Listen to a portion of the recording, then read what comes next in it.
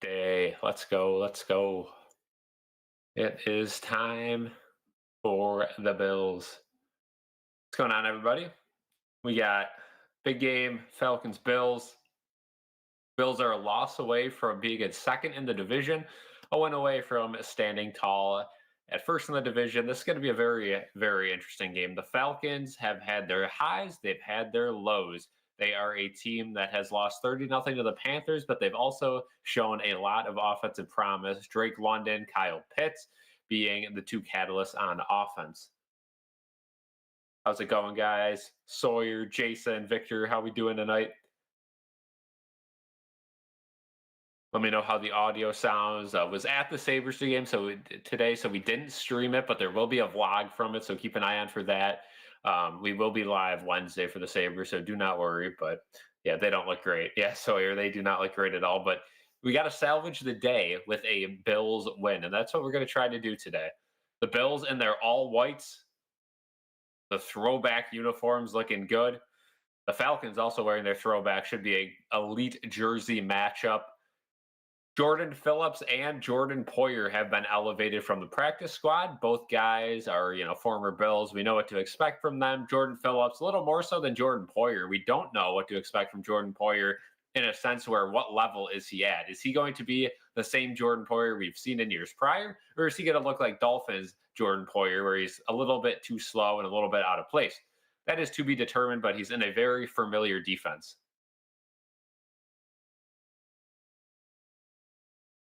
Daquan Jones injured in pregame. That is not a good sign. Daquan Jones, not a huge catalyst for that Bills defense, but I guess a guy like Bijan Robinson, he was going to be a big factor in stopping him up the middle. So if he's not good to go, that is some big news.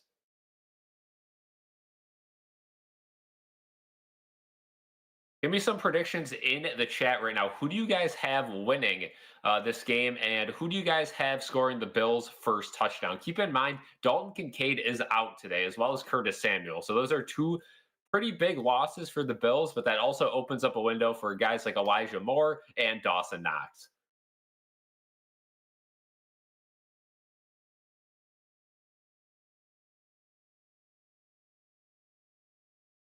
I think Poyer's appearance alone will be a positive for our defense. Yeah, I agree. And that's a good point, right? Just a confidence booster. Somebody who's calm back there, who knows the defense and can settle guys down. That's the biggest thing with a young defense. We see these guys like Cole Bishop sometimes get confused and then they're out of position. A guy like Poyer can make sure everyone's on the same page, even if he's not there fully physically.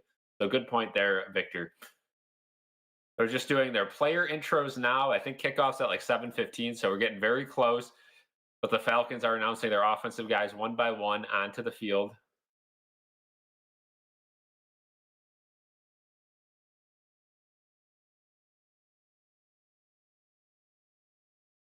Have the ESPN B crew on the call today. I don't know exactly what channel it's going to be on for you guys if you want to watch along. Some people have it on channel 7, some people have it on channel 2, some people only have it on ESPN. Truth, how's it going? Bills win. Shakir and Jimbo need to be really productive. Yeah, Shakir's kind of been hit or miss in the past game, but James Cook, other than last week, has had a monster season, and you can expect a big game from him as well. Jason's got it on channel 2. Yeah, that's where I got it too. I don't know if you're outside of the Buffalo market, you might only have it on ESPN tonight.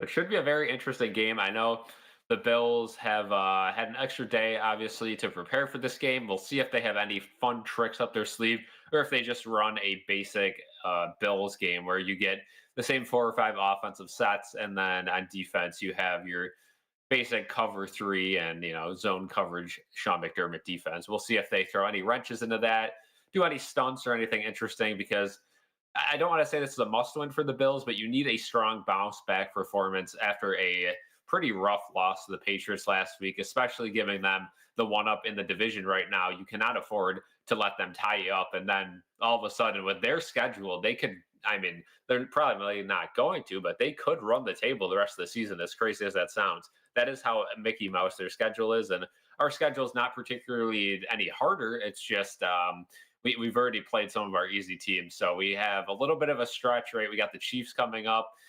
We got, the Bengals a little bit later on. We'll see if Joe Burrow's back by then. The Eagles late on in the season as well, although we don't really know if that game will matter to either team.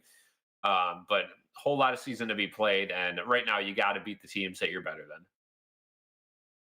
Need to contain it, Bijan. Absolutely, that's going to be one of the main points of this game. You have to keep an eye on Bijan, and you cannot let him just break the game open. One way to stop Bijan is to get a 14-point lead right away or something like that, where it forces the Falcons to throw the ball. I think that's going to be one of the main focuses for the Bills today. Get out to an early start, get quick points, then you could run your slow game that they like to do.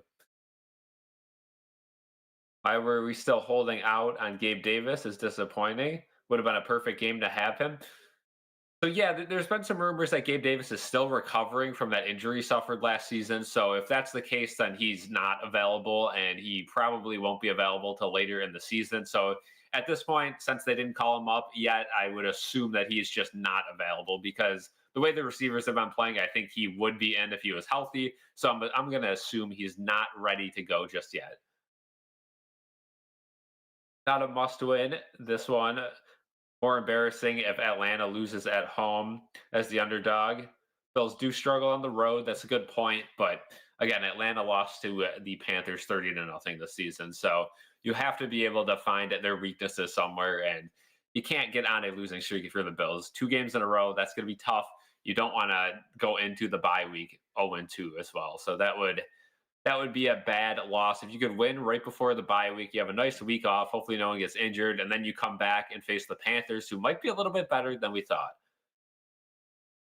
Need to win every game. Yes, Sawyer. I think you have to have that 1-0 mentality, right? You got to win. The NFL, the 1 seed is up for grabs this year. This could certainly be the year they get it done.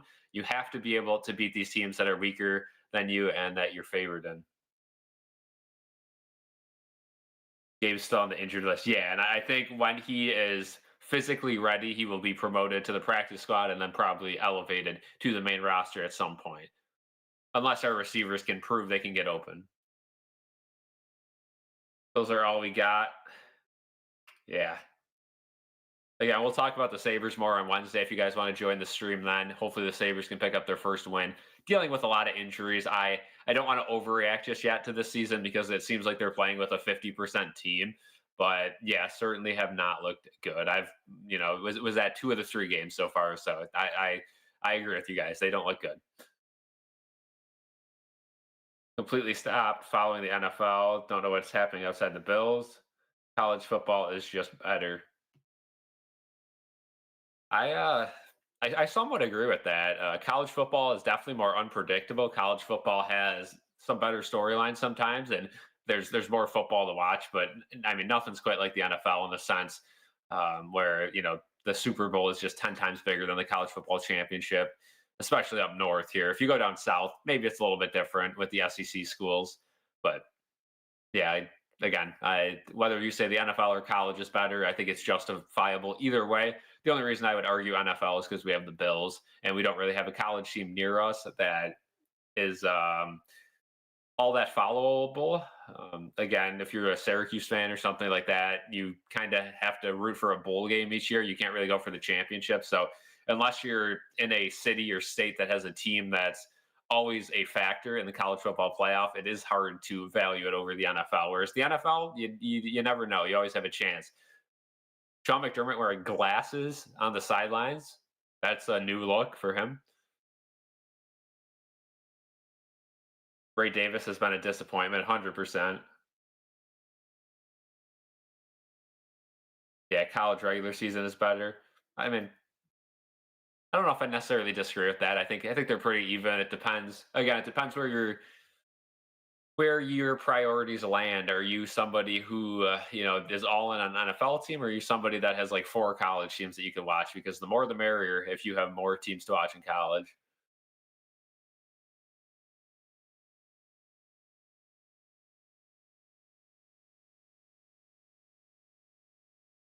Yeah, the glasses hopefully will help his defensive play calling. That's for sure. But yeah, talking about Ray Davis, I mean, he really hasn't gotten an opportunity this year, and when he has, he's looked terrible. Ed Oliver, big return tonight. That's what they're talking about on the broadcast right now. Missing Ed Oliver those last couple weeks have really shown he's not a guy that I would expect a ton from tonight. Again, keep in mind, Ed Oliver has been very streaky as a player so far. So he had a good game in week one, but don't expect him to play like that every single week. It would be great if he did. Falcons are going to receive the kickoff. Prater kicks it off, and we are underway. Returned at the 5. Jamal Agnew carries, and he has tackled right around the 30-yard line. Good special teams from the Bills to start this game. Yeah, maybe he's got like the meta glasses. He's got the like a cheating method or something with those glasses. A new look for him. He's looking kind of fresh on the sidelines. 1st and 10 for the Falcons. Falcons are 2-2 on the season. Keep in mind, we have 2 games going on. We also have some baseball on tonight, so I'll be able to give you guys some score updates once that second game starts at 8:15. Chicago Bears and Washington Commanders. This is a weird camera angle they're giving us. I'm not necessarily a huge fan of it. 1st and 10. Penix takes the snap. He's going to hand it off to Bijan. There's a flag right away. Ball is out and recovered by Buffalo, but there is a flag. First play of the game, the Bills recover a fumble, but there is a flag. Hang on. Benford recovered the fumble. Let's hope it's not an offsides call. Oh, and it is an offsides call.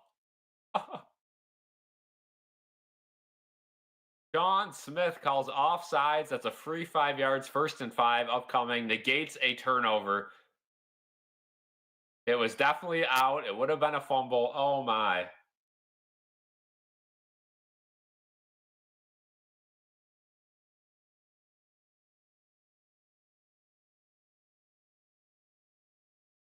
On Greg Rousseau.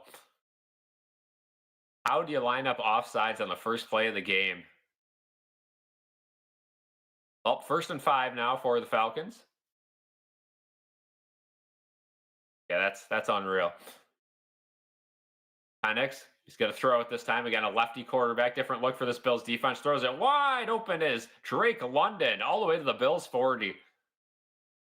And tackled by Christian Benford.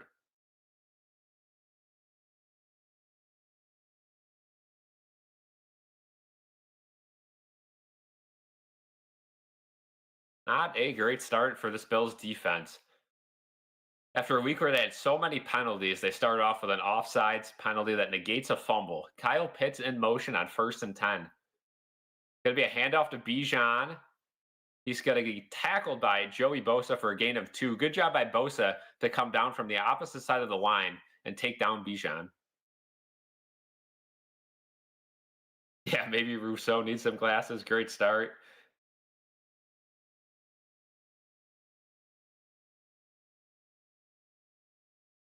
This jersey combination is great. 2nd and 7. Penix looks, he's got plenty of time to throw it, and he finds a wide open Drake London for the 1st down. Good for my fantasy team, not for the Bills. And the Falcons will move the chains once again.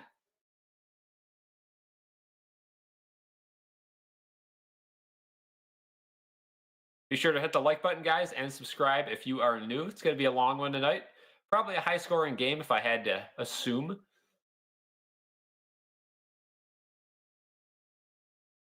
Brandon, how's it going? Says, let's go Knicks. Yeah, that might be the only team we got left after tonight.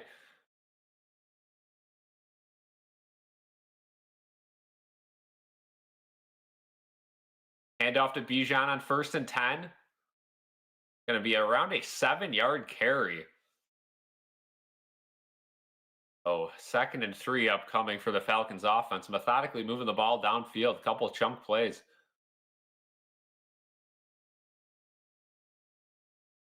Got Dano on the call.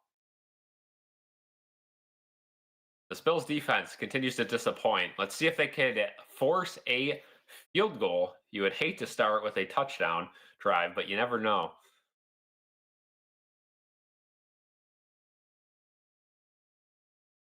Penix takes the snap. It's a handoff to the backup running back, Tyler Algier, and he marches right past 3 guys, trucks over Taylor Rapp, and he's into the end zone for a touchdown. Tyler Algier and their power running back able to exploit the Bills' lack of tackling. There's been a problem with this Bills defense year in, year out under Sean McDermott. They do not know how to tackle. And great blocking from the Falcons. And Taylor Rapp got trucked at the goal line. But a good job by the Falcons to move the ball. And what should have been a turnover on the first play turned into a touchdown drive.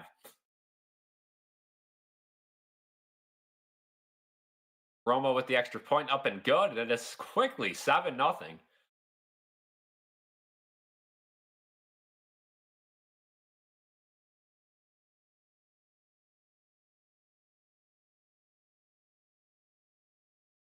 Not a good start. Not a good start indeed.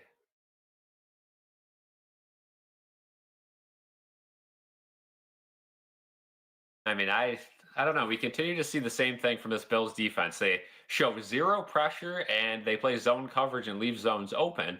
So you got to think that, I mean, eventually you got to switch things up, right? You got to send some pressure or start playing some man coverage. The zone coverage does not work when you don't send an extra guy in, right? You're just sitting there, and if none of your four linemen can get any pressure on the quarterback, eventually somebody as good as Drake London is going to find an open zone. And we saw that twice on that drive. That cannot happen if you are running the Bills defense. So whether it is Bobby Babich or Sean McDermott who refuse to change this zone defense system, something's got to give.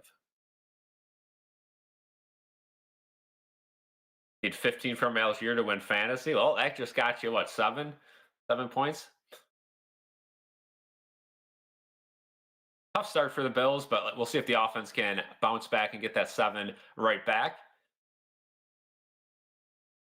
But throughout the last game and now this drive, the Bills do not look as dominant as we thought they were going to be this season. Much like the Philadelphia Eagles, I think you could very easily compare the Bills to the Eagles in both conferences. Both were supposed to be the juggernaut through the first couple of weeks. Now they both are showing their weaknesses.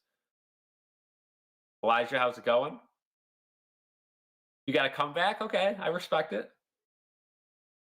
Another great contribution from our big money man, Groot. Yeah, Rousseau just continues to be invisible. And when he is, it's penalties and stuff like that that just cost the team. I hate to see it, but we'll see if the Bills offense can. I mean, you're going to have to score a lot of points in this game. We knew that coming in.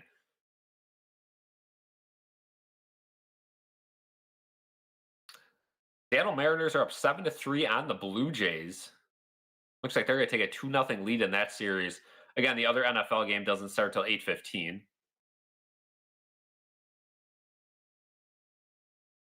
Let me know right now in the chat who's going to score the first Bills touchdown. Is it going to be guys like James Cook, like the regulars, or is it going to be some deep pull? Is like Reggie Gilliam going to get a touchdown? Let me know in the chat.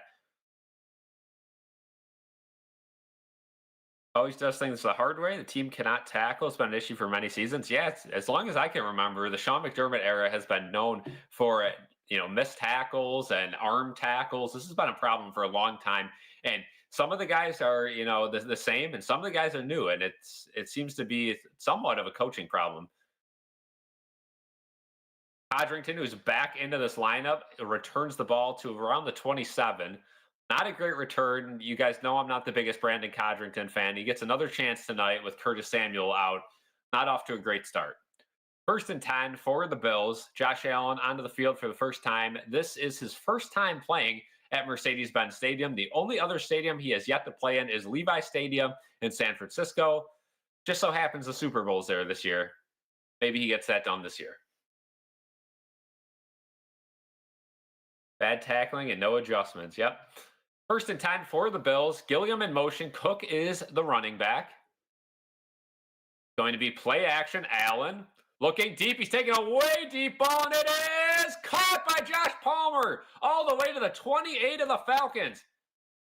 And he lost the ball after the play, but he recovered it. So whether he was down or not, it doesn't matter. A first down for the Bills. And how about that?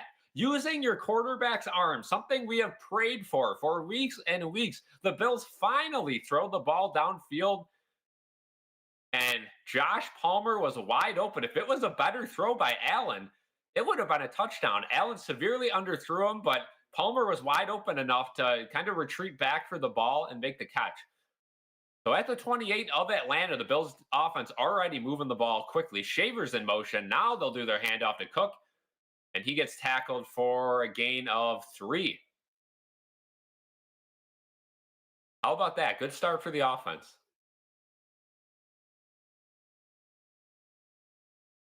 Yeah, the light bulb just went on. It only took 6 weeks, but finally they realized that their quarterback is the best arm in football. Now let's see if the Bills offense can pay it off with the touchdown. 2nd and 6.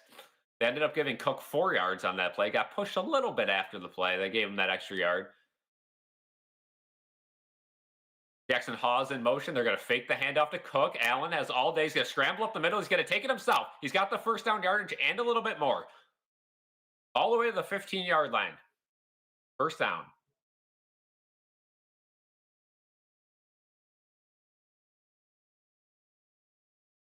Good job by the offensive line there to block. Nobody was open, but Allen had all day to take it himself, and he slid. A smart play by Josh Allen, giving the Bills a 1st and 10.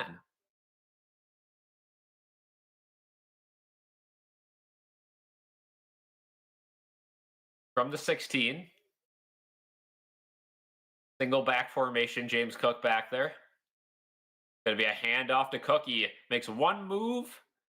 Maybe got 4 yards, 3 yards.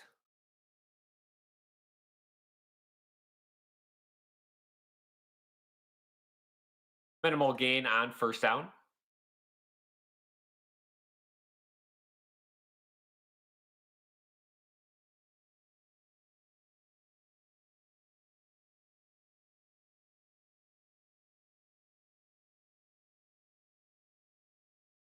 They only gave Cook 1 yard on that carry. I thought he got at least 2 to 3. Short spot, 2nd and 9.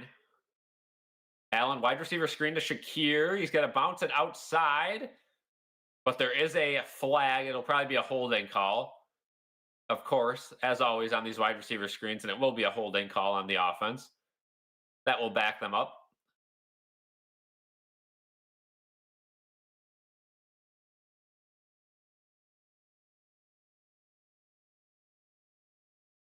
Going to be on Terrell Shavers, the holding call.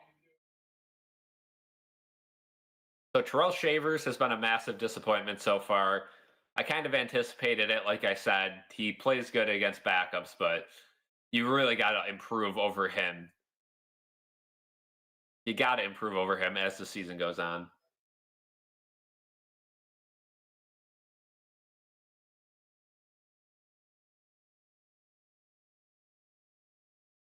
Second and 18, all the way back at the 24-yard line after that holding call. Allen, plenty of time to throw it. And he's going to scramble it himself, and he is tackled down at the 19-yard line.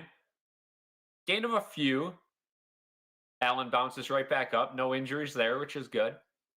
But it's going to be a 3rd and long.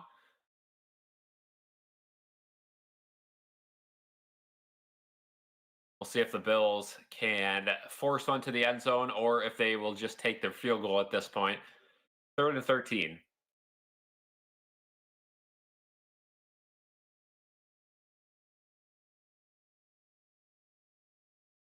Ty Johnson out there as the 3rd down back.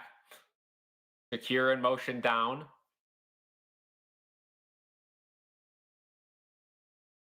Allen under center has all day. He's going to fire it to the end zone. It is caught. Touchdown. Dawson Knox was wide open right on the goal line. Jaden, your bet is going to hit. Good job picking that one. Dawson Knox into the end zone, and that's a big touchdown for Knox with Kincaid out. We knew Knox was going to get most of the reps at tight end. Great start for him. Yeah, feels like 2019 Allen again. It really does.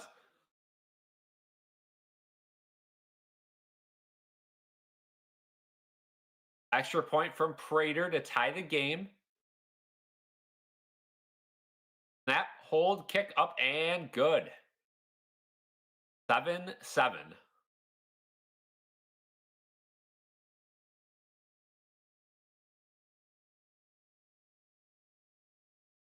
So what do you know? You let Allen throw the ball downfield and you have success. A quick touchdown for the Bills gets this one even at 7.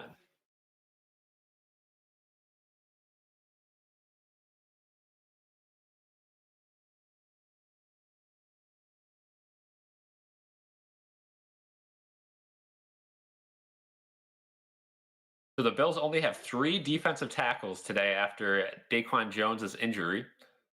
Has a calf injury. He's going to be out for the game.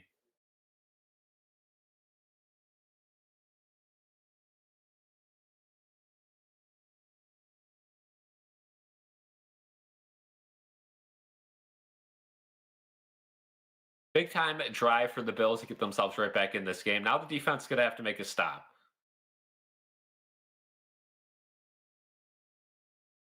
Prater's growing on you. He is solid.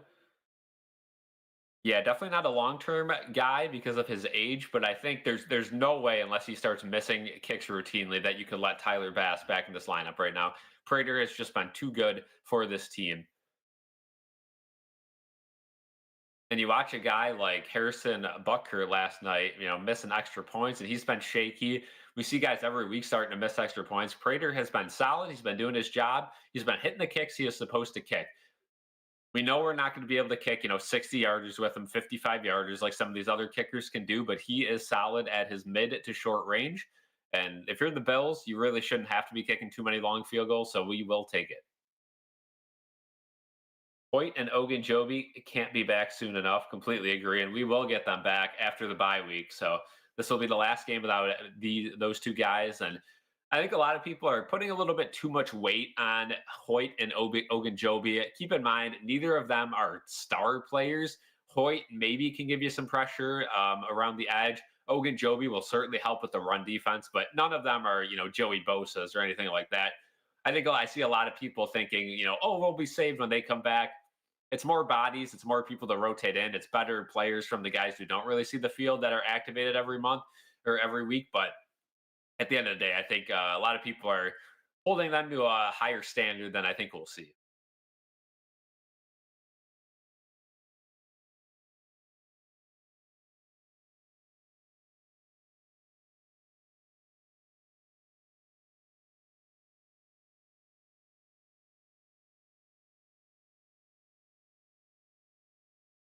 Prater will kick the ball off.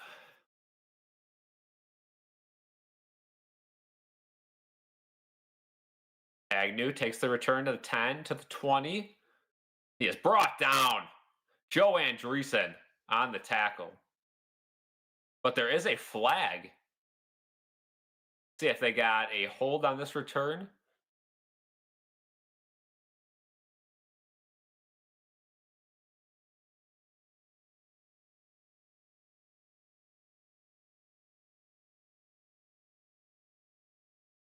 They're previewing this Bears Commanders game that will be taking place in a matter of minutes.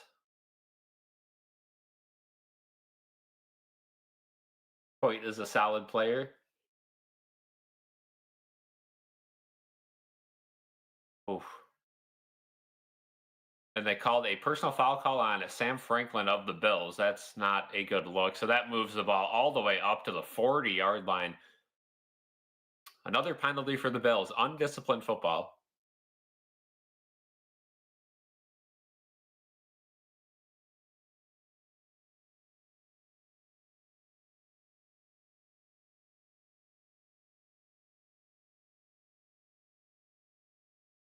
And oh boy, I think we got a false start on this play.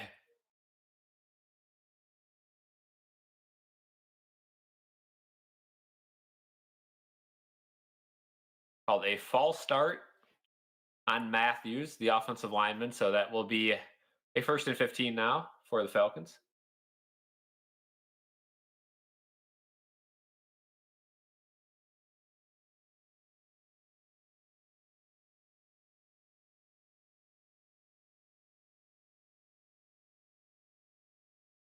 First and 15 for the Falcons.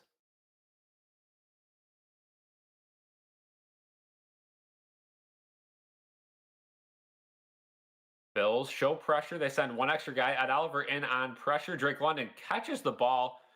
They're saying it hit the ground, but I don't think it did. It's going to be a gain of around 2 yards.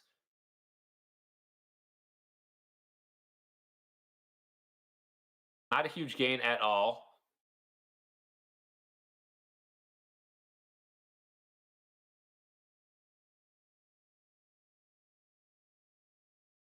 We're going to do a 2nd and 13. Penix looks, he's going to go a little bit down the field, and that one overthrown to Drake London out of bounds. Good coverage by Benford, and that will bring up a 3rd and long. 3rd and 13. So like they're saying on commentary, the Bills starting to play a little bit more man coverage, sending an extra guy playing man, and it seems to be working, at least on those 2 plays. Falcons 10th in the NFL at 3rd down conversions.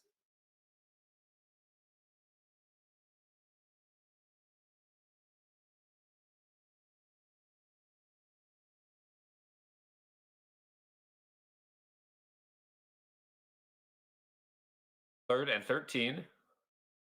And Rousseau gets a handle on him, but Penix escapes a sack, and now he is brought down. Solomon on the tackle. Good job by Greg Rousseau and Solomon to contain Penix. A big-time sack on 3rd down. That will bring up a punt.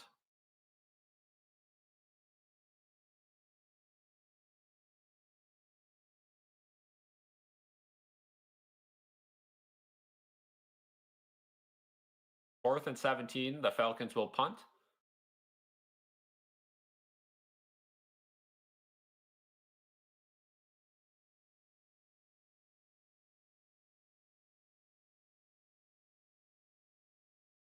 The punt goes all the way to the 15-yard line. Codrington will have room to return it. Now he does to the 20 and tackled around the 25. Not a bad return. Good coverage as well.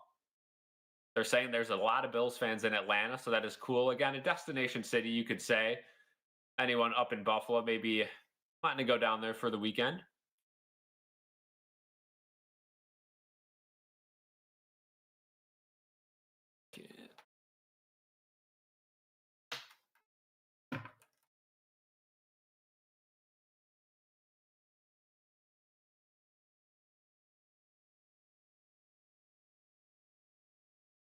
Quick adjustment with the camera here.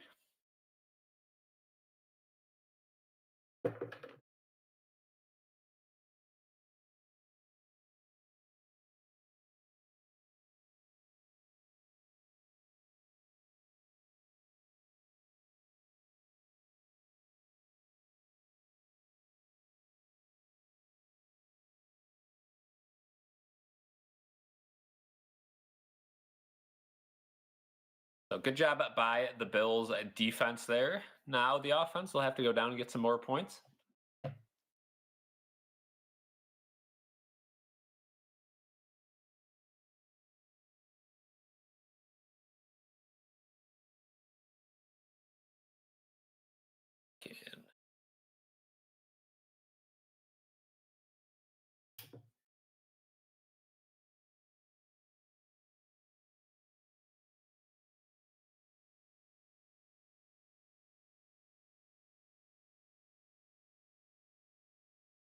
Big time drive coming up for this team.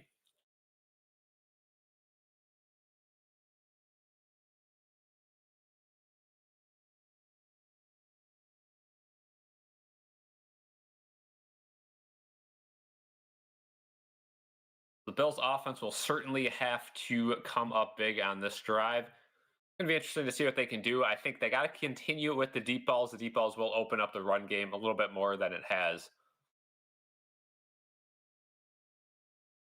But you know they are going to want to do some more complementary football. That is what they like to do. They're going to be spamming the run. So we'll see what this Bills offense does, but I think they have to at least try to continue to throw the ball downfield. That was a nice play to Palmer. Got to keep that up. And we are now live.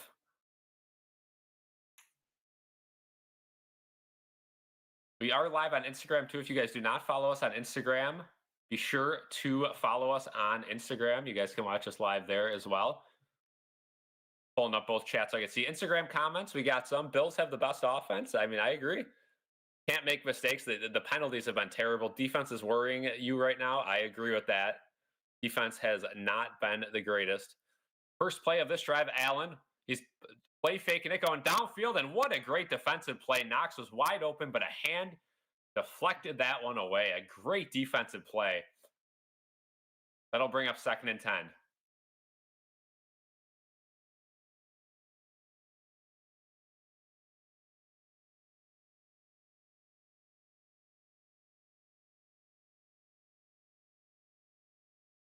So now we have a 2nd and 10. We're live on Instagram now as well. Might as well simulcast this game. To compose focus, exactly.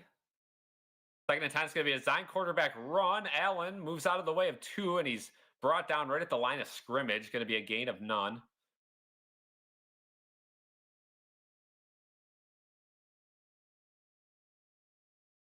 So not particularly a great start to this drive after a good defensive play was able to knock away the what would have been a big time gain for Dawson Knox, and then the second play was kind of blown up.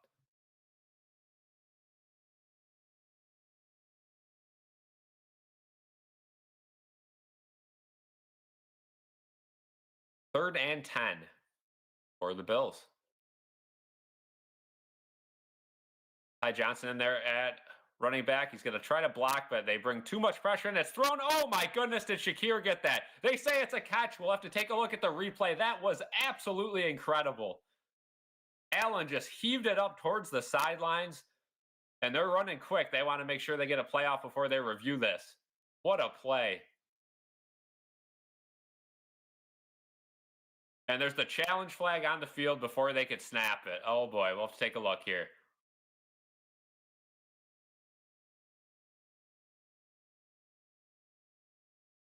So they're going to take a look at this one. So we'll head to the replay booth. Let's see. 1 foot. Oh. Might have been out of bounds.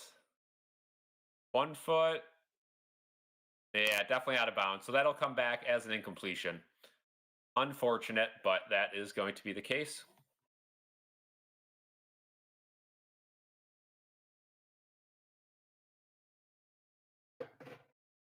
Yeah, definitely an incompletion there. Trying to figure out how I can plug this in here.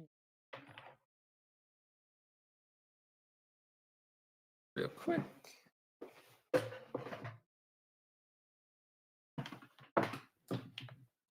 Poor management there, but going to be an incompletion, I think. So we will have a 4th down and an upcoming punt.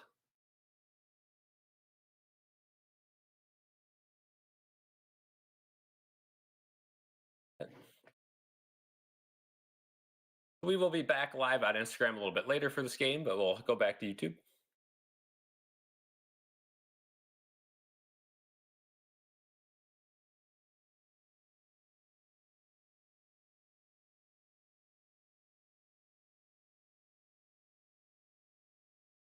Good effort anyway. Yeah, that would have been an incredible catch. Unfortunately, it did not go through.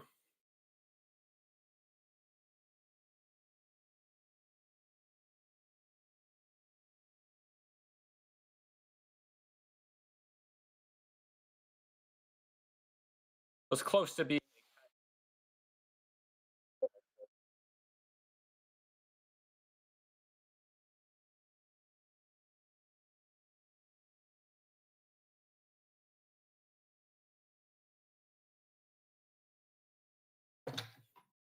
Here.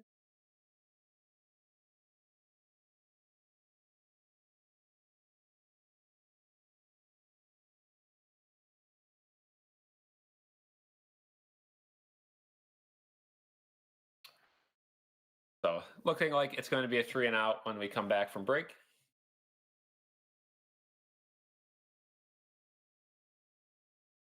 So they have ruled it incomplete. So the Bills will have to punt. Wow, almost a great play.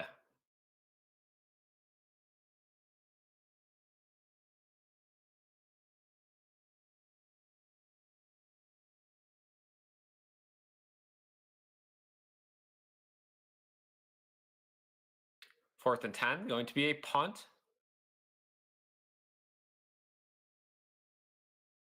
Pretty weak punt down at the 33-yard line. Bills still trying to find a punter that they can rely on this year. They're on their third one. Wisnowski.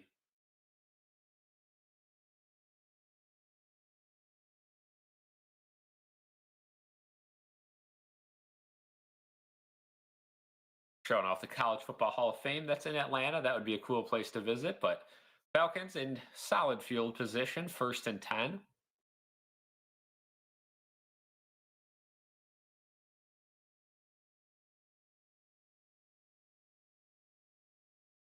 First and 10 from the 34.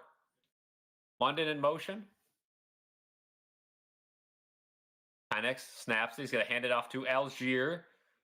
That's a good play by the Bills defense, tackled by Deion Walker. Going to be no gain on the play.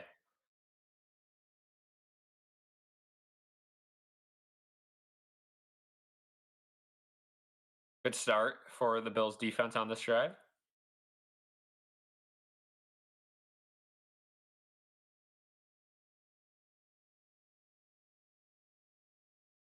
If they continue to play this man-style defense, which they have to do if they want a chance to win this game. 2nd and 11. Bills send an extra guy in Bernard. The blitz doesn't hit home. The throw is completed. Immediately tackled by Epinesa in coverage. So it'll be a 3rd and short. Good tackle by Epinesa, a guy who's not used to playing coverage. That looked like a little invert on defense. Ball was almost tipped by Walker.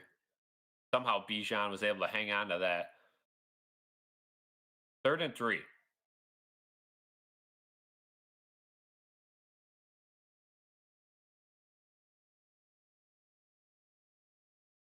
Third and 3, London in motion. Now he goes back. Bills showing pressure. They drop off one, and it is incomplete. But they throw a flag. It's going to be pass interference. Davis White can't believe it. Neither can Taylor Rapp. Take a look at the replay. Was Pitts? Oh, I don't know about that.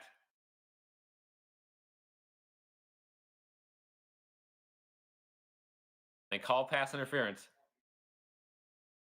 on Tre'Davious White. I don't know if I love the call. I mean, Kyle Pitts turned the wrong way for the ball. There was contact. Seemed like a throwaway. Not a very good call by the refs, and that will extend the drive. 4 penalties on the Bills already tonight.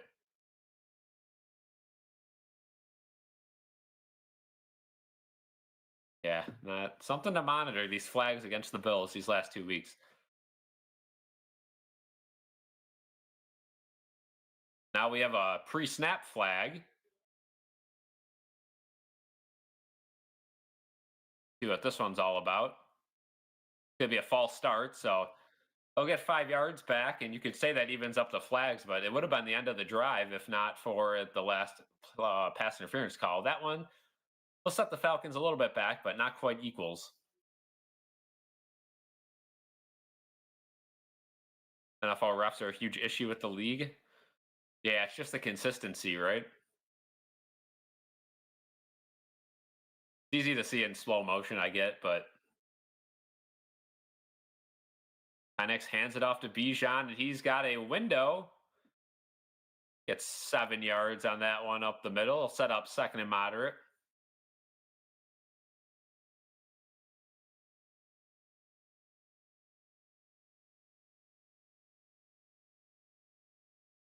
Second and 8.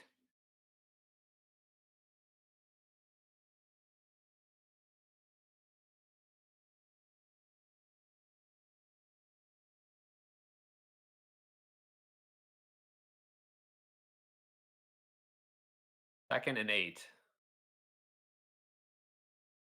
Penix hands it off to Bijan. This one down low. Good job by the Bills. Terrell Bernard first on the tackle. Taylor Rapp came in late after the play and finished the job. 3rd and 7. Another 3rd and long.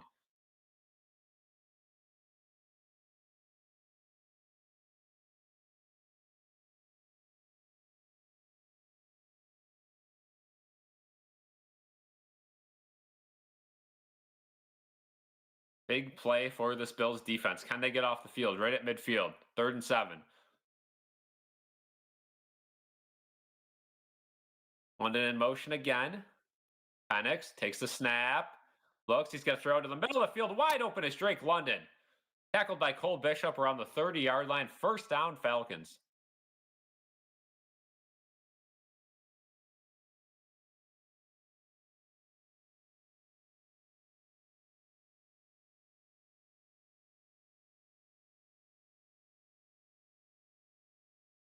Rel Bernard and Terry Johnson on the coverage. Falcons rolling with some tempo. 1st and 10. Gonna hand it off up top to Bijan. He hits the hole, and he's got the first down and more. All the way down to the 15. Bills can't get him down. All the way down to the 10, and finally taken down at the 8. And just like that, one pass interference call. A couple plays later, the Bills are pinned against their own goal line.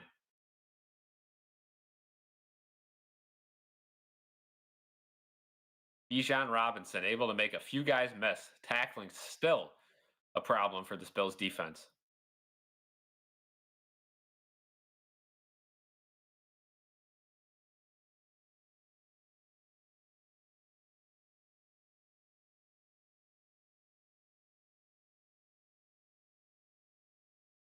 Bijan in motion.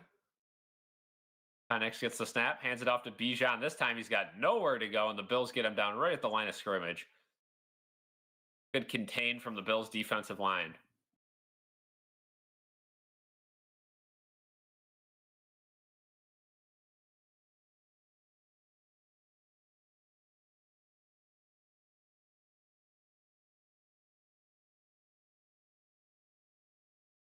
Under a minute to go now in the first quarter.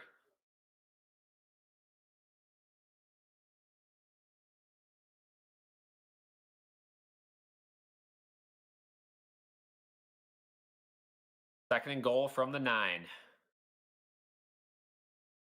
Algier in the backfield. It's going to be a fake to him. Going to be a screen pass, almost intercepted, incomplete. We'll have a 3rd and goal from the 9. With 32 seconds to go in the first. Good defense by the Bills on that one.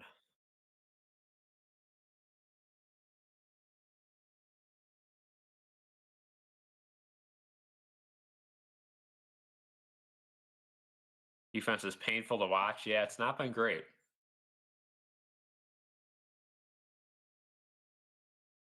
3rd and goal.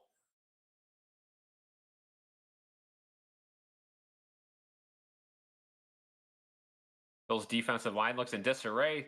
Joey Bosa might have jumped the snap. It's a throw towards the end zone, and Drake London is in for a touchdown.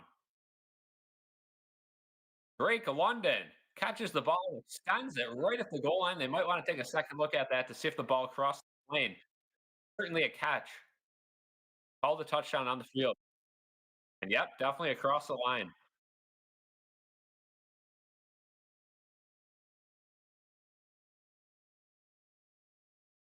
Just bullied Taron Johnson. 13-7 and an extra point away from making it a 7-point game.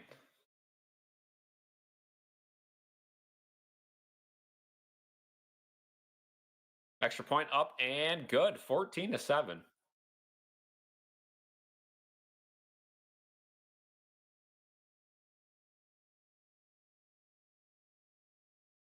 So the Bills defense not looking good at all to start this one.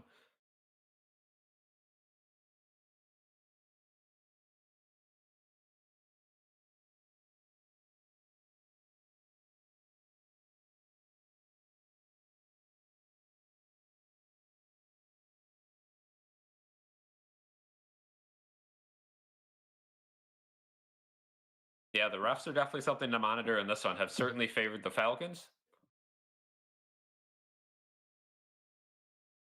Sometimes football, one or two calls, one way or the other, can affect a game. This time, that pass interference call that might not have been that great of a call has certainly shifted the game.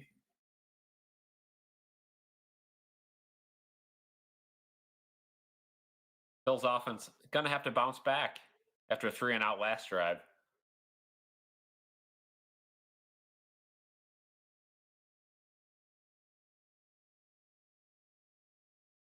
A kickoff by Romo, fielded by Codrington right at the goal line. He's going to have to take it out.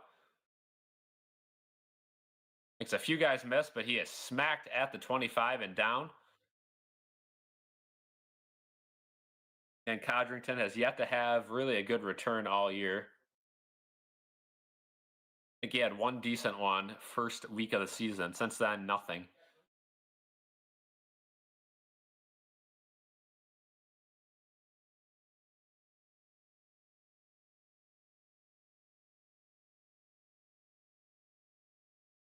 The Bills will start at their own 25. Cook in the backfield.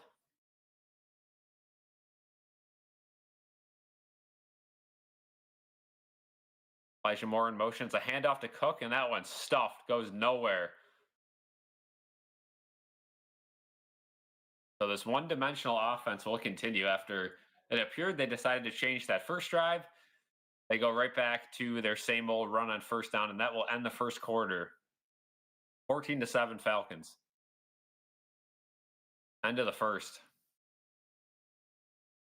Terrible start for the Bills.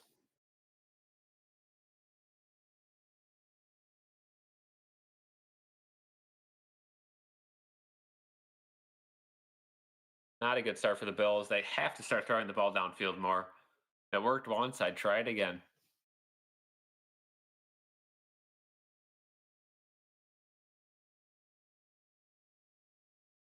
Mariners are now up 10-3 on the Blue Jays.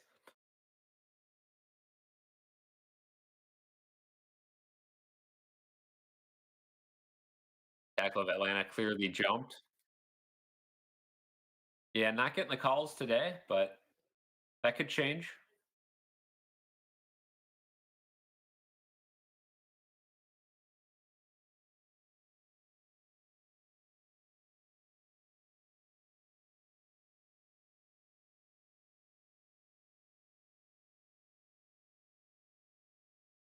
About the Sabres, yeah, keep in mind today it was, a holiday. A lot of people had off. It's the third game of the season. So I was there, got free tickets. Only reason I was there was the free tickets. We made a nice little vlog, but yeah, Sabres dealing with a lot of injuries. Not time to hit the panic button just yet because of the injuries, but certainly looks like they have a lot of work to do if they want to bounce back just 3 games into the season. So yeah, if the Bills lose today, Buffalo will be 0-2 on the day and full chaos mode on social media for the whole week.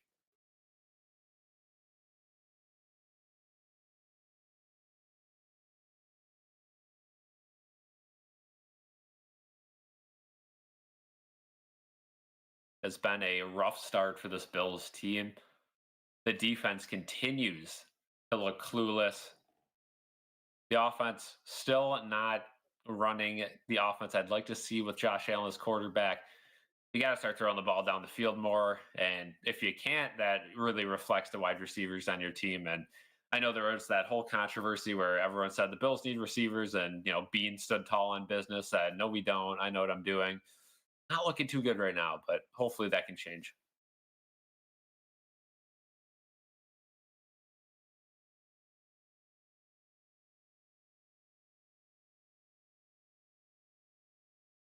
Second and 10 from the 25. Ty Johnson out there, so it's going to be a pass play. Ty Johnson motioned out wide.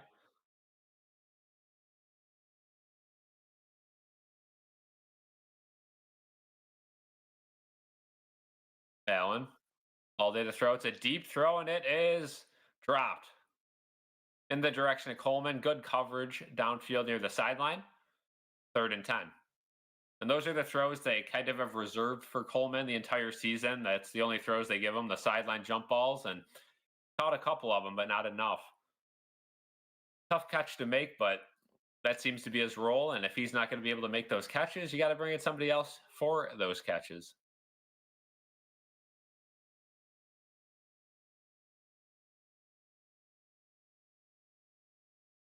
3rd and 10. Bills running out of time on the play clock. 4, 3, 2, 1. They just get it off. Falcons signed pressure. It is caught by Shakir. He makes great 2 moves. Another one. He's got the first down and more all the way to the 40. What a play by Khalil Shakir. Shook 2 guys off to get that first down. And that is what Khalil Shakir is best at, yards after the catch.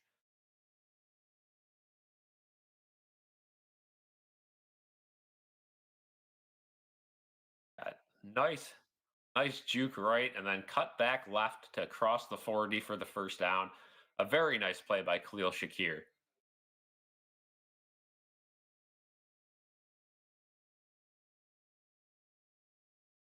So Cook deep in the backfield.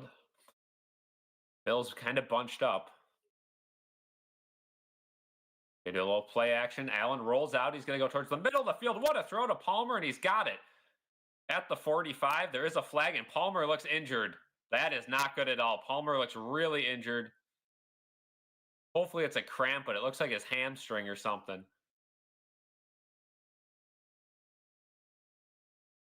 The flags to be a hold on the defense declined. Result of the play is a first down, but all attention goes to Palmer.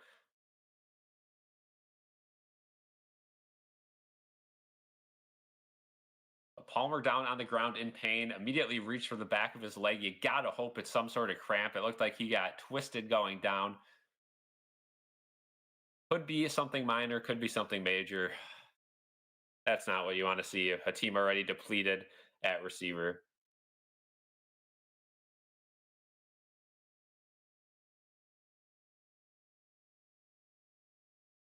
Yeah, Sean, not a good look for Palmer. And if he's out, all of a sudden Shakir becomes an every down wide receiver. Not great.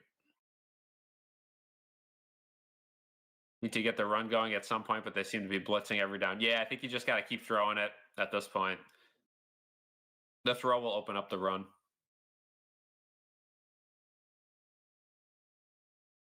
Not a good look at all for Palmer.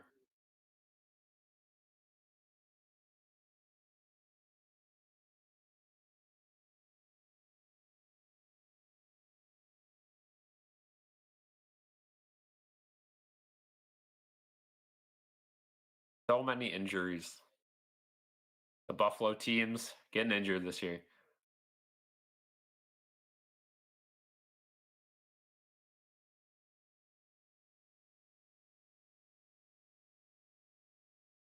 No update on Palmer just yet. It looks like he is still down in pain. Nobody's saying he bounced up or anything. So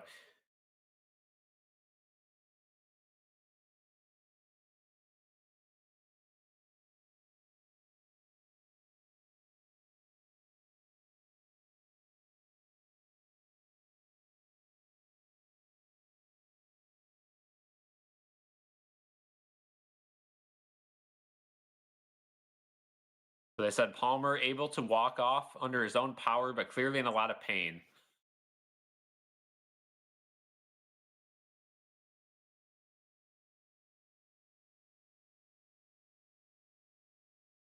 All good, Sawyer. Welcome back.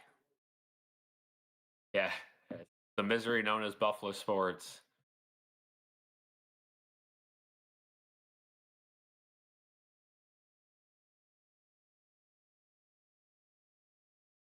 Palmer limping going into the blue medical tent. They're showing the replay now, and yeah, might have just hyperextended the leg or something with the hamstring, but he will be out at least for the rest of this series, potentially the rest of the game. Elijah Moore in motion. To be a toss up to Cook. He's got a little bit of space, but he bounces it out wide, and he's just going to take a 1 yard gain and goes out of bounds. Oh boy! So there goes your number one receiver, which not great.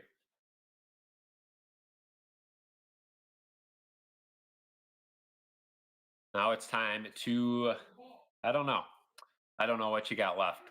You really have to start hoping Gabe Davis is ready to go, because another weakness at wide receiver now that Palmer is out. 2nd and 8. Allen's going to throw. Try to get to Cook, but now he's just going to take off himself, and he is tackled. That's going to be a sack, loss of 1. Nobody got open for him. Good pressure from the Falcons. 3rd and 8 upcoming.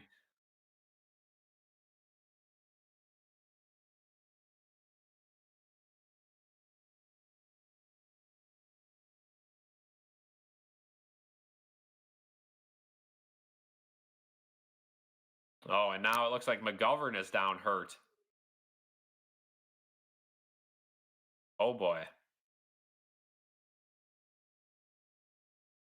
And Alec Anderson not warming up to come in and play center. Ugh, the injuries continue as we head to another commercial break. You know, when the Sabres were bad, it was like at least we have the Bills. Now both are bad. Yeah, I hate to say it, but it's been poor management by both teams, and the Bills this offseason just did not do enough at the receiver position. And no matter who wanted to argue against it, it's been very evident. The defense secondary looks really bad. Again, if you want to have any success this year with the Bills, it's going to have to be your quarterback making exceptional plays. And we saw that in week one. Didn't have the best game last week, and they lost against a weaker team. And now you're in a tough position against the Falcons. Still a lot of game to go, but you're going to be without Palmer, I'd assume, for at least the rest of the half, potentially the rest of the game. And now McGovern out brings in Alec Anderson, who is a good stopgap offensive lineman, but as an everyday, every down player, certainly no Connor McGovern.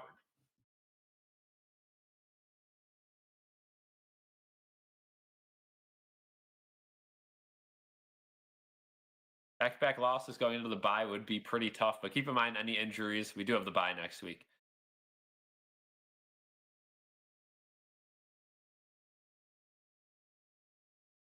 So many injuries.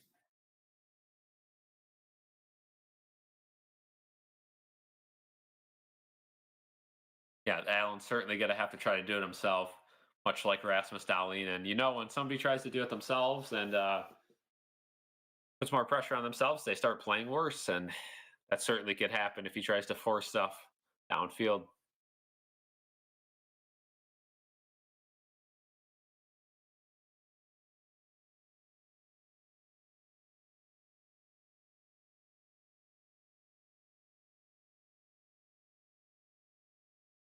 Yeah, you could definitely compare the Yankees to the Bills in recent times, not the franchises, because the Yankees have had a whole lot more success. But in recent times, you could certainly compare the Yankees to the Bills. Good comparison. Teams that are getting there, but not getting it fully done. So McGovern went into the injury tent as well. He was walking at a good pace.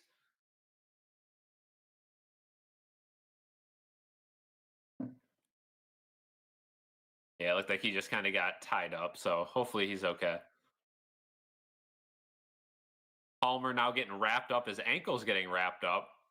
So maybe it was just an ankle injury. We'll see if he comes back in the game at some point. 3rd and 8. Potentially 4 down territory if the Bills can pick up a few. Allen, huge blitz, and he's going to be brought down, and he loses the ball. And Spencer Brown pops up on it, but it's all the way back to the 40 of the Bills. You're going to have to punt. Jeez. They keep bringing pressure, and none of these plays have anyone open right away. Bills will have to punt. Wow.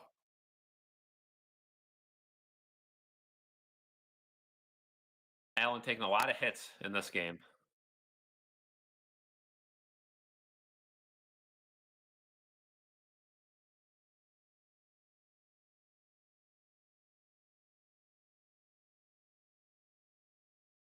There's the punt. This one's up. It'll be fair caught at the 14. Not a terrible punt. Now the Falcons offense has a chance to go up 2 scores. Become a Hoosiers fan? Can't do that. I think Indiana is one of those teams that they're going to get there and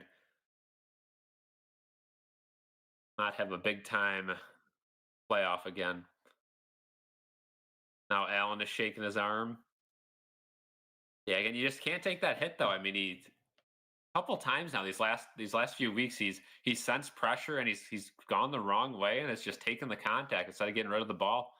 Got nothing to lose there on 3rd down, just throwing it away, taking the intentional grounding. It doesn't change anything.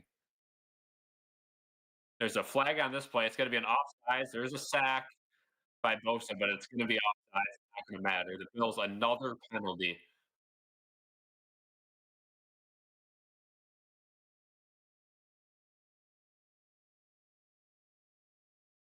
Ed Oliver offsides on that play. Wow. Second offsides call today, and we're only in the first half, second quarter.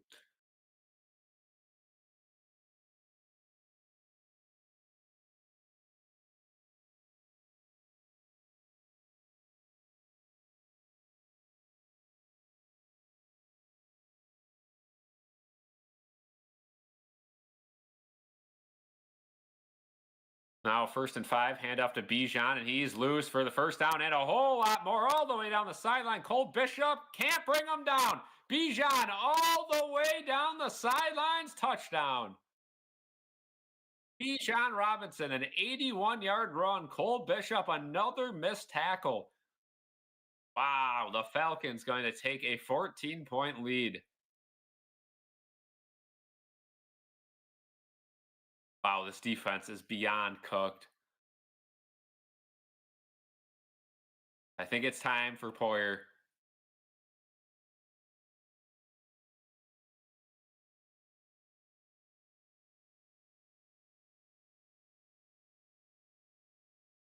Yeah, take a look if he stepped out of bounds. Jamarcus Ingram's out there too. I guess he stayed in because we're kicking the extra point. Snap, hold, kick up, and good. 21-7. Falcons. Looking good.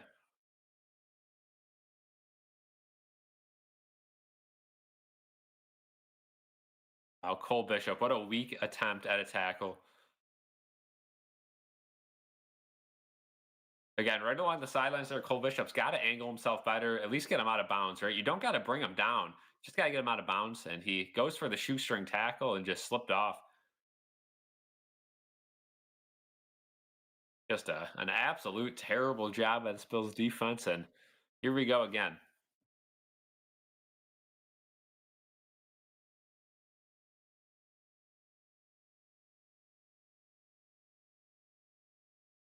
So without McGovern, without Palmer potentially, now the Bills offense has to go down there and they need to score on this drive.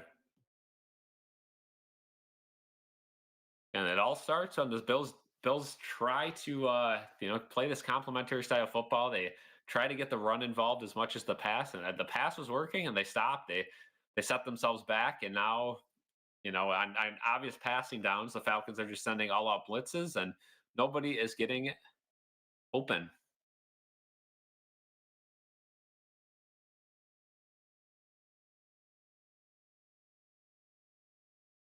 Going outside for some air. Be back in 10. All right, see you, Victor.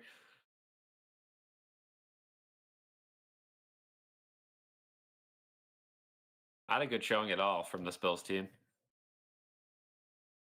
Extra day to prepare, and they certainly do not look prepared. Maybe Joe Brady will end up at Penn State. That would be nice.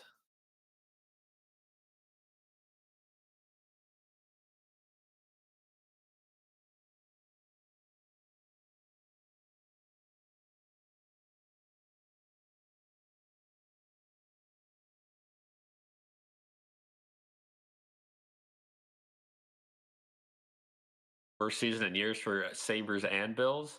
It's hard to get worse for the Sabres.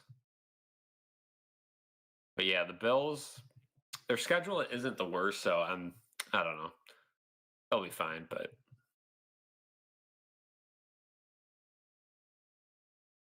would not be a good loss.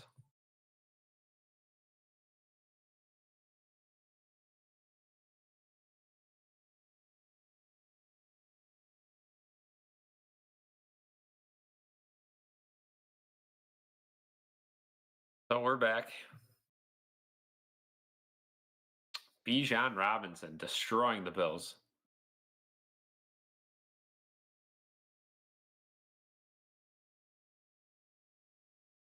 So Jamarcus Ingram and Cole Bishop combined for a terrible defense. Codrington catches the ball in the end zone. He's going to return it again. And what do you know? He gets trucked at the 21. Continues to take the ball out of the end zone. That's a free 35 yards. Just throwing it away. Brandon Codrington, the huge disappointment this year.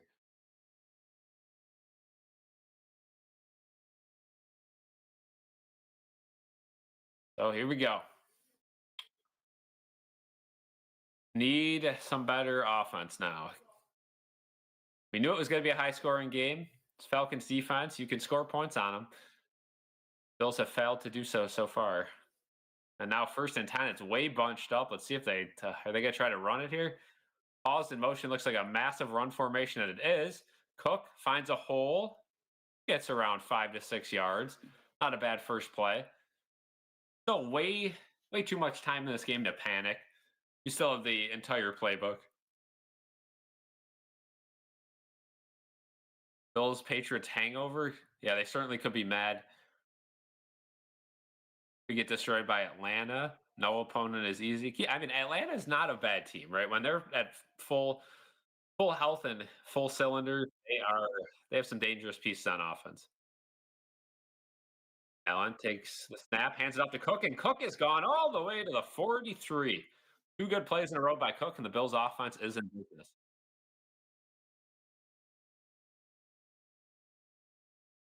Barely got past the Saints. Yeah, the Saints are not a bad team either, right?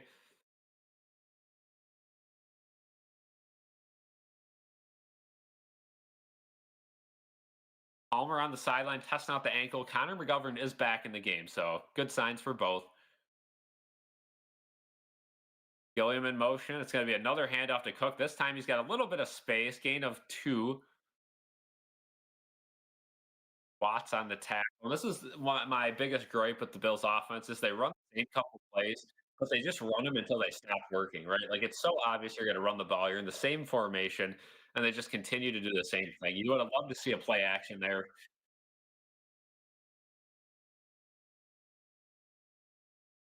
2nd and 8. Cook in the backfield. Shavers in motion. Now Cook joins Allen. Falcon showing blitz. They're sending it. Good pass coverage. Nobody can get open. Allen still looking, and now he's got plenty of time. He rolls out, and he waited too long. Now he's going to scramble, gets tackled out of bounds. Gain of maybe 4. Waited too long to scramble. It probably could have scrambled for more, but took one more fake downfield. Now we're going to have a 3rd and medium.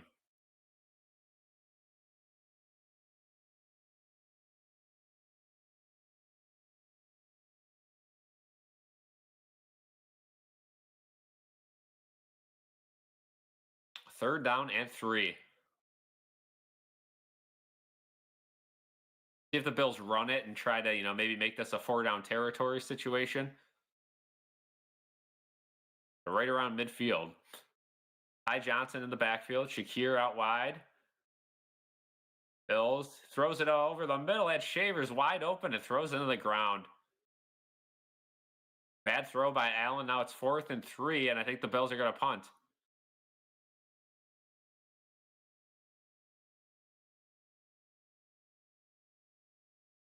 These plays continue to not have checkdowns designed in them.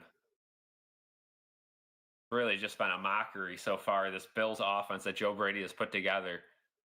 Whole lot of Joe Brady routes, in his own words. Nobody is an option.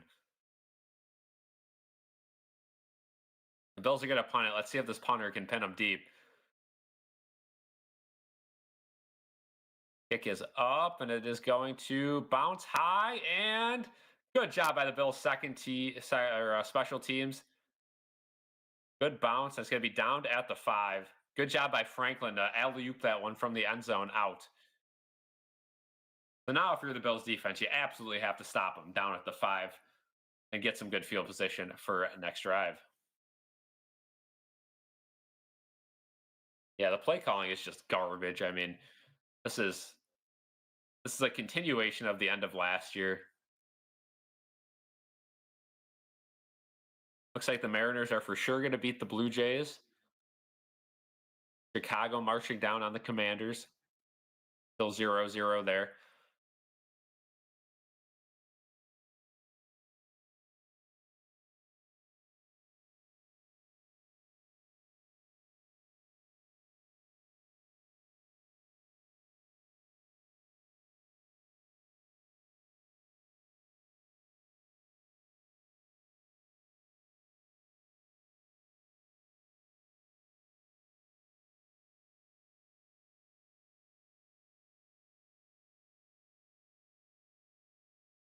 If the Bills lose this game, even if they don't, you got to think they start to look at in the trade market for a wide receiver or somebody in the secondary because both of those positions right now are non-existent. Some notable names you could look at. I mean, wide receiver, maybe AJ Brown could be an option. I don't know for sure. You'd have to give up a lot.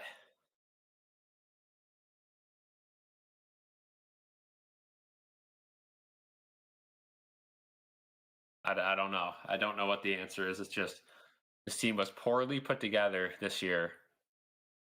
And again, you're banking on Allen having a career year.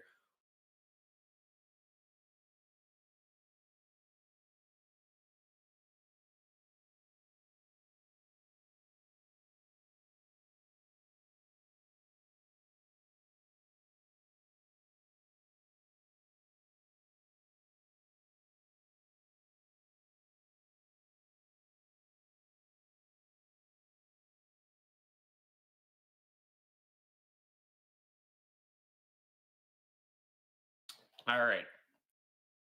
Falcons have the ball at their own 5. We're going to take a look at this last play.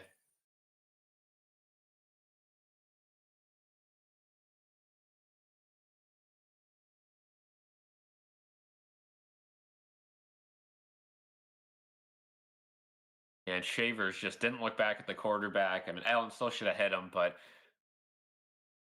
I don't know. Shavers just continues to show why he should not be. He's just not ready for this. From the 5,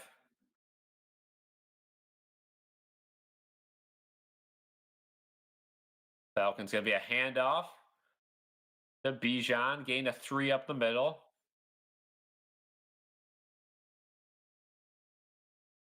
8-minute mark of the second quarter.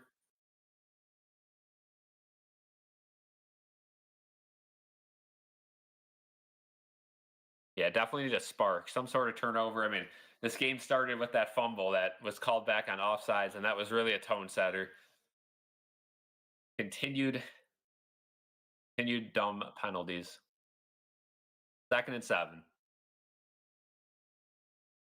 Bijan in motion. Penix takes the ball. He hands it off to Bijan. Bijan again finds a hole, and he's brought down a yard short of the line to gain. It'll be a 3rd and 1. So much space for these running backs. This Bills defense is just inept right now.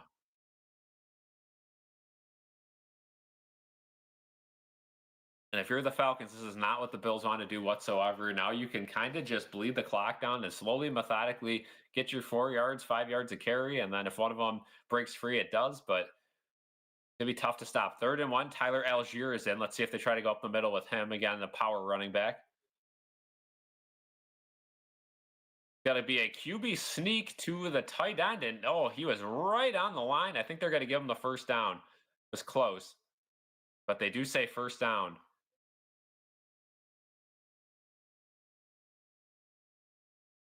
Felipe Franks.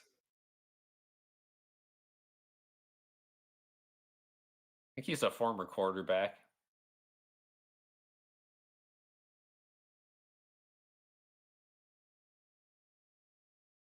Now we have a whistle. We might have an injured player. Oh, Ed Oliver injured. He's running off the field with his helmet. So maybe his helmet his helmet just broke. Not injured, which is good. Yeah, Felipe Franks, former quarterback for Florida.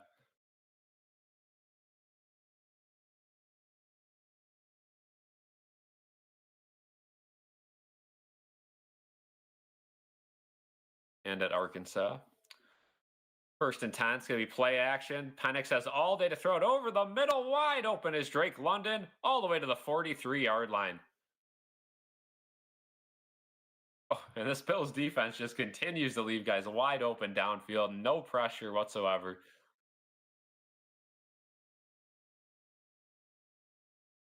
Wow. This Bills defense, they don't move. They just stand in coverage.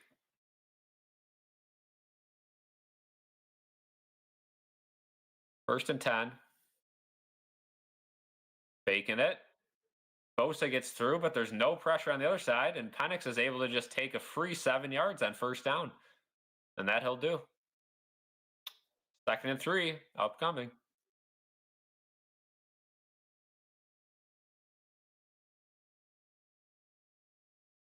Penix having a good game, but the Bills defense is certainly making it easy for him.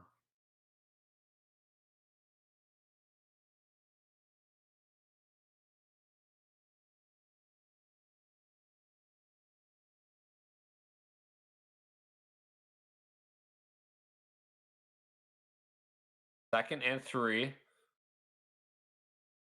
Penix takes the snap. It's a handoff up top to Algier, and he's tripped down for a gain of 1. Third and 2. All right, massive third down for the Bills. Need a stop.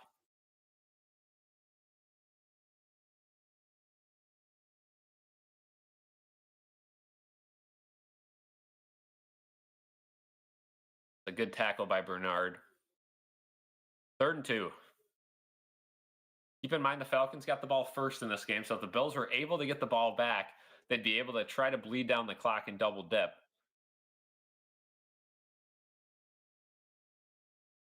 Third and 2. Next is going to be a throw, and the Bills' defense is nowhere to be seen. Landon Jackson in coverage, and wide open is Kyle Pitts for the first down. Gain of around 7. Too much time. Bills' defensive line was completely shook. The first time I've seen Landon Jackson play all season.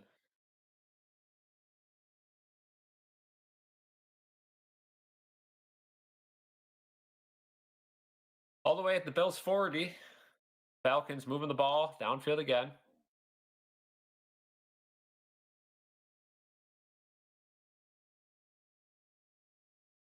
Be a end around play to Bijan. Not much there. Good tackle by a plethora of Bills. Second and 9.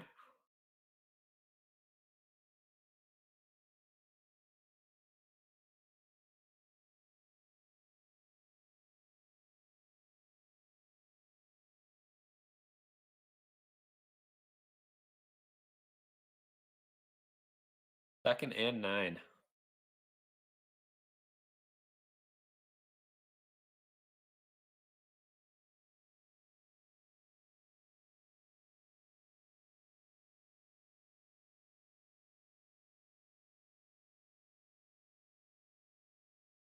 Penix takes the snap. No pressure yet again. An out wide throw. That one wild.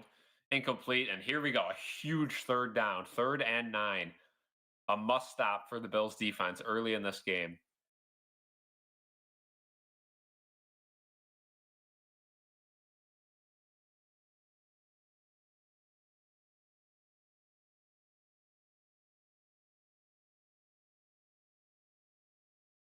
Third and 9.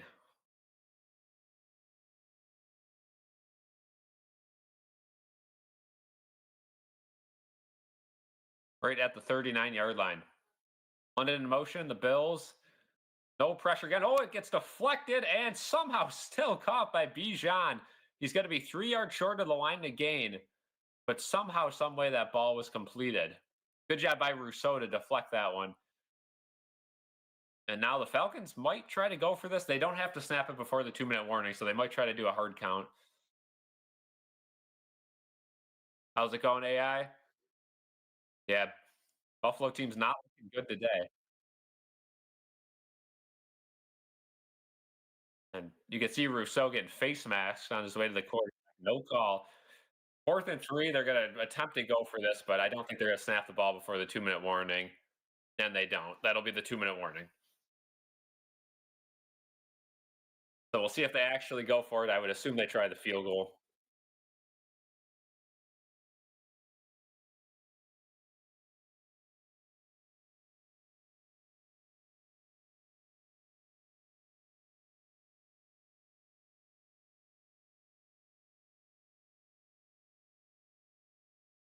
Just absolutely terrible to start this game for the Bills.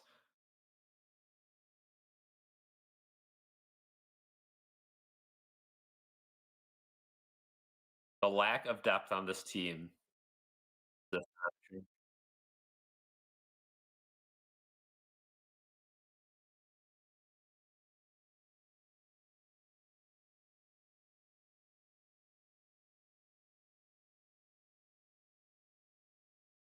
Again, just a bad matchup. Couple electric players on offense for them, nothing for us on defense, and that is going to be the story of this game. Bills are going to have to do another comeback somewhere like they did in week 1 against the Ravens.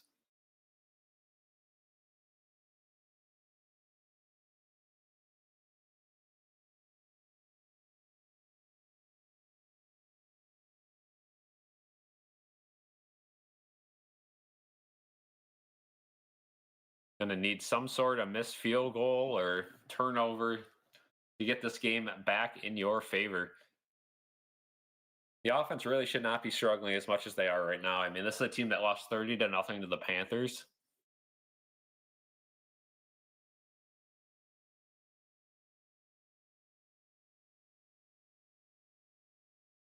Unfortunate to see, but at the end of the day, the Bills still have more than a half of football to go. If they can, hold them to a field goal here or no points, go down, get a touchdown before a half, you get the ball after half, you're right back in the game.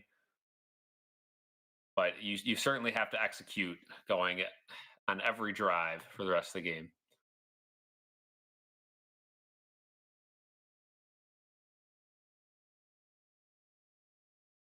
Not a good start.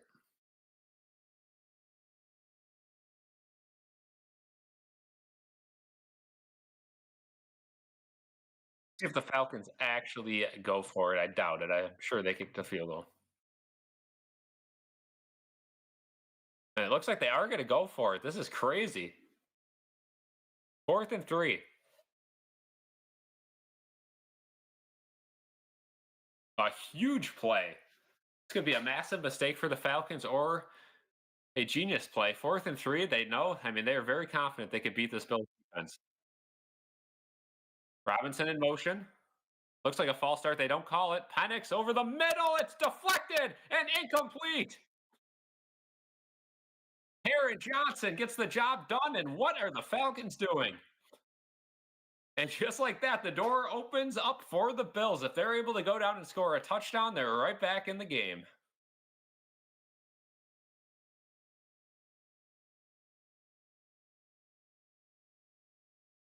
How's it going, Jeff? Yeah, finally a stop, and it took a dumb decision by the Falcons going for it on 4th down. You could have easily taken a 3-score lead. I mean, it would have been a somewhat long field goal, but certainly makeable. Romo kind of hit deeper field goals. A little bit shaky of a kicker, but he kind of kicked those. I mean, now the Bills are at the 34-yard line, only down by 14. Ty Johnson in the backfield. Allen has time to throw. He's going to go out wide open. It is Coleman, and Coleman runs backwards. Not much after the catch, but 4-yard gain. We'll take it. Again, the clock's not really a worry right now. You have all 3 timeouts, so and you probably want to drain the clock.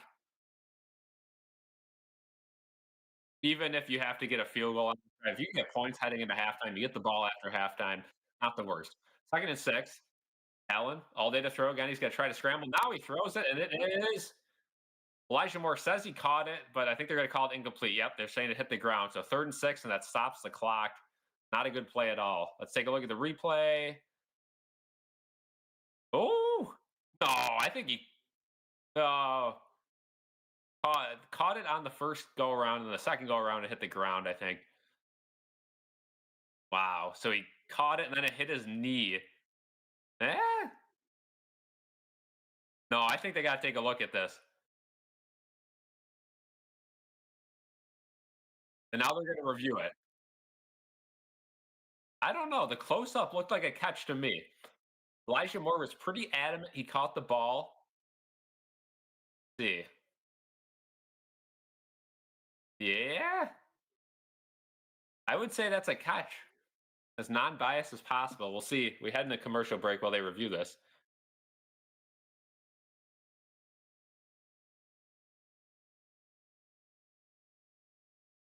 I mean, you got to wonder what Falcons fans are thinking right now, though. You had a chance to go up 3 scores on the Bills before halftime. Instead, they went for it. And I get you're dominating on offense, but take your points, especially being a 2-2 team. I don't know.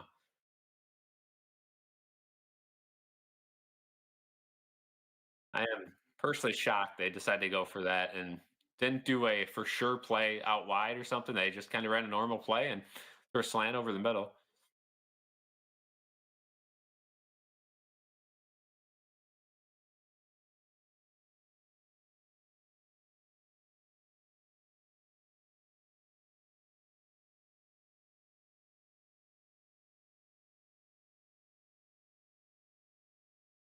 It was, I mean, it was initially called an incompletion on the field. There was a little bit of a wiggle when he brought it in after it hit his knee, but it did look like a catch.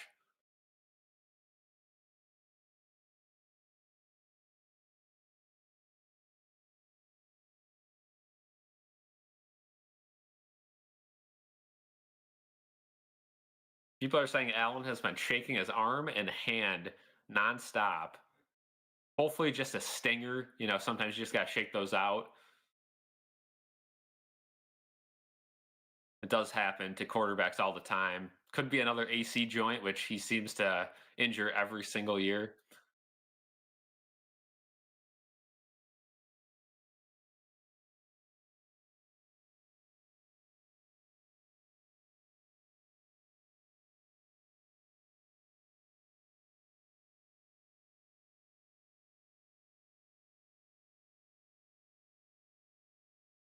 And a call stands incomplete. Oh,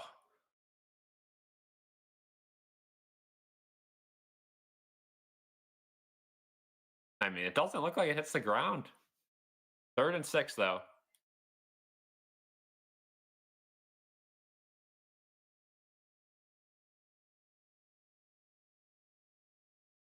Allen throws it out wide. It's incomplete. Coleman had to go back for it, and the Bills will have to punt. Jeez. With 122, yep, they're going to have enough time to try to go down and score. Coleman on Terrell, and just a bad throw, but he wasn't really open.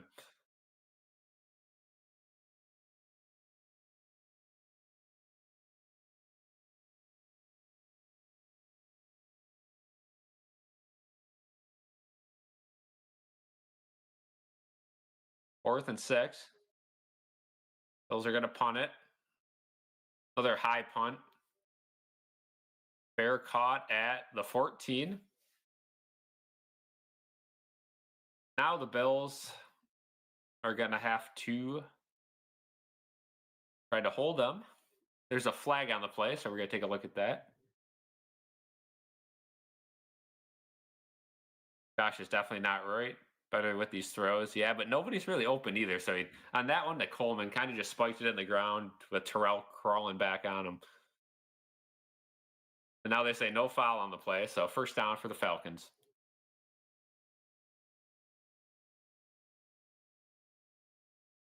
This is tough. Those receivers and the entire defense look atrocious. Nobody can get open, and I don't know if it's the plays or if it's just the talent of the receivers, but got to start scheming guys open if they can't get open themselves. 1st and 10.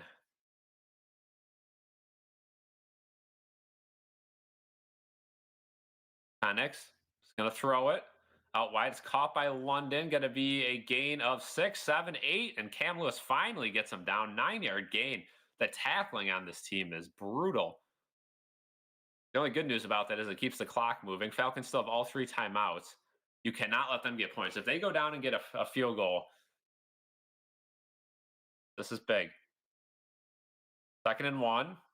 Bill sends some pressure. Penix in trouble. He throws it away. And now 3rd and 1, and that'll stop the clock with 42 seconds. Now, if the Bills are able to get a stop, which they probably won't, it's 3rd and 1. But if they are, oh boy. And a Bills player is down hurt. Looks like Benford holding his ankle. Jeez.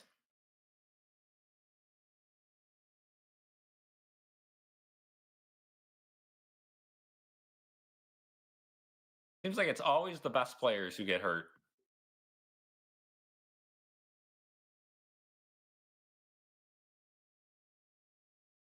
Got to hope Benford is just a cramp of some sort, but he is down and they're stretching out his ankle.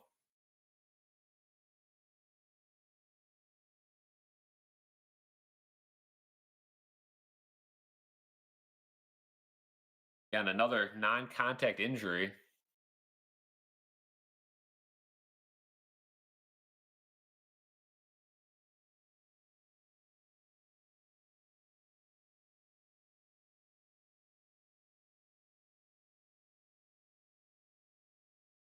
See if the Bills can somehow get a stop on 3rd and 1. If they do, they'll be able to get a chance on offense yet again. If not, their goal is to keep this on a 2-score game going into half.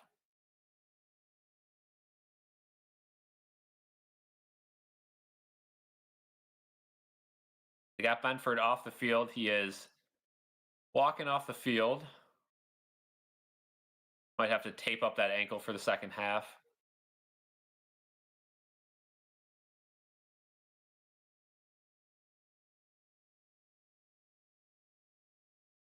Third and 1 from the 22. Going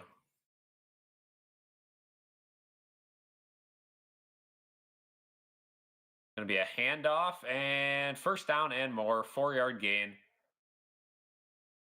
That'll stop the clock as the Falcons call their first time out of the half.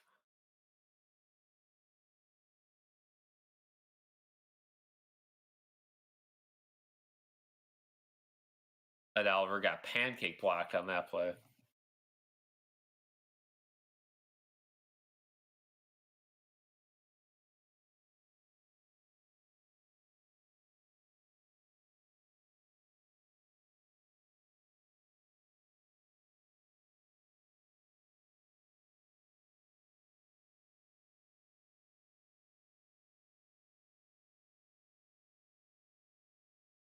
First and 10 from the 25.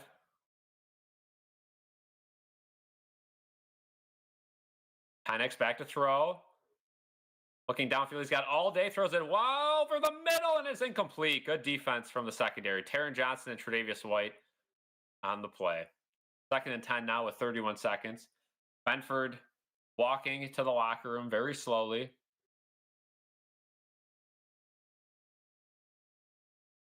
Great job by Tre'Davious White to knock the ball free. That would have been a big gain for the Falcons.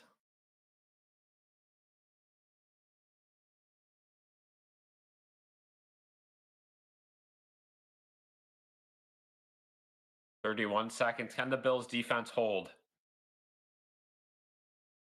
There'll be another throw. Penix looking, has all day again, throws it up top. Wide open Drake London, but he's overthrown. 3rd and 10. Stop the clock with 27 seconds. Keep in mind the Bills still have 2 timeouts. I think they had to waste one on Benford's injury.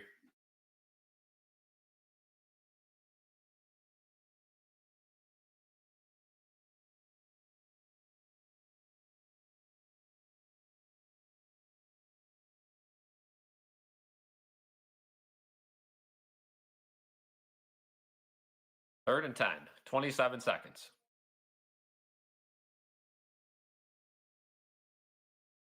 Penix just got to hand it off, and that one goes absolutely nowhere.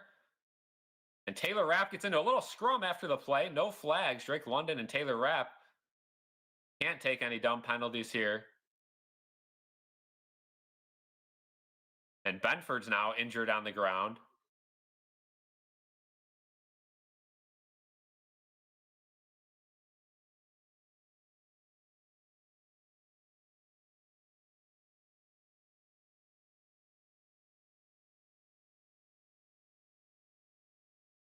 Bernard's still down on the field. Oh, boy.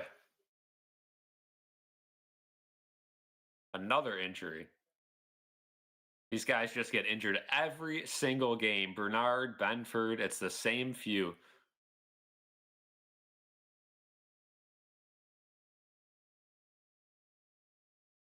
Another ankle injury, it appears. Bernard got pushed into it, got rolled up.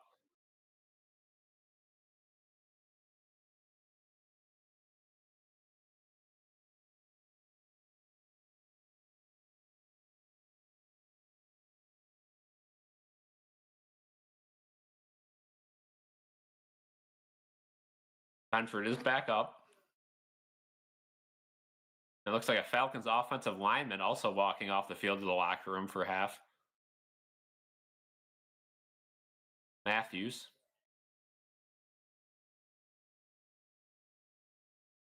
Benford walking off with some pace now too. Should be able to return after taping up the ankle.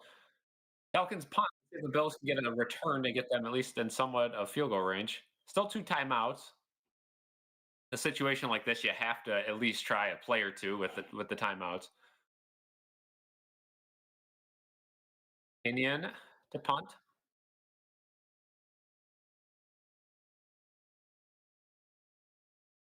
Punt is going to be fair caught right at the 30. Not the best punt.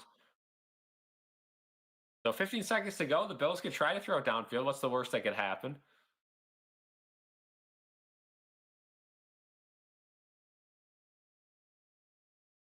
You're the Bills. You get the ball after half two. I mean, you got to take a shot downfield here. At least two chunk plays. You have the timeouts. Try to get in field goal range.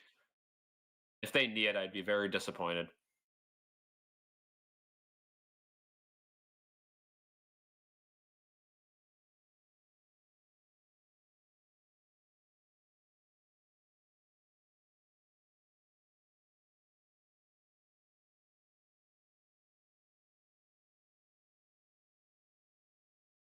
Allen back to throw. He's got time. Throws it over the middle, and it's picked off right at midfield. That's what you couldn't do. 7 seconds to go. Picked off at the 45. Nobody was open. Now Atlanta could try to take a short pass, call timeout, or kick a field goal. Or they could try the Hail Mary. You got to be so annoyed if you're Allen now. Just nobody open, nobody moving. The most basic routes. Was picked off, and he's got to be down right around the 50. So it is going to be tough to get points from this, but certainly possible, especially in a dome stadium. I know the roof's open, but not a whole lot of wind.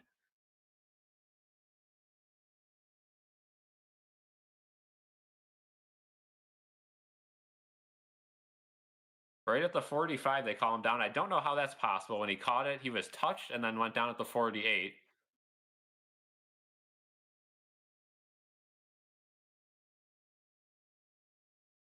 There's an official's timeout for this play.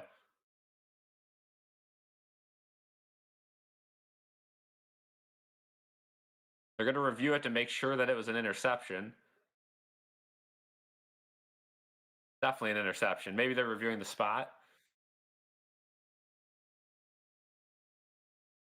Because he's getting touched as he goes down. So maybe they're reviewing the spot. Hopefully they are, and move him back to the 48 because that's where it should be.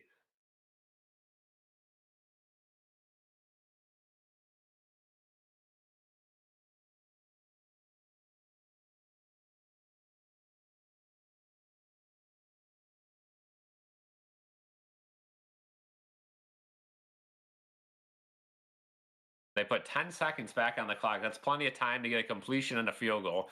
That would be catastrophic for the Bills. All right, let's set that donation goal. We're going to need some donations here to cheer up the mood for halftime. They did move it back to the 48, though, so that will make it a little harder. Now we have a timeout again. The Bills call a defensive timeout, of course. Something they love to do.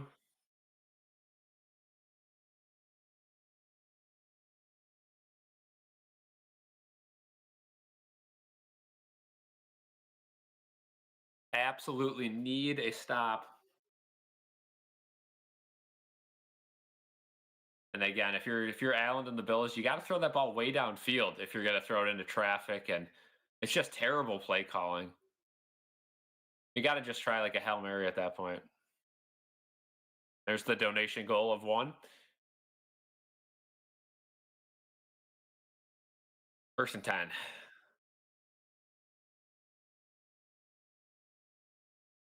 They get it to London, and he's out of bounds right at the 40. 6 seconds. 9-yard gain.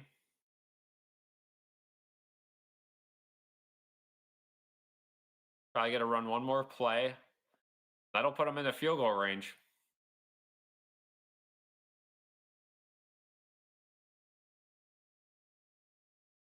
just self imploding. Right at the 40, 6 seconds.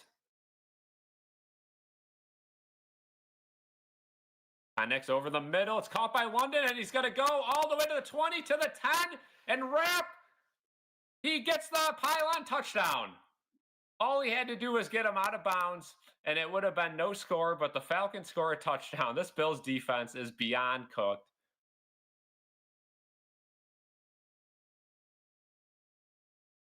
Let's check it to make sure he was in bounds.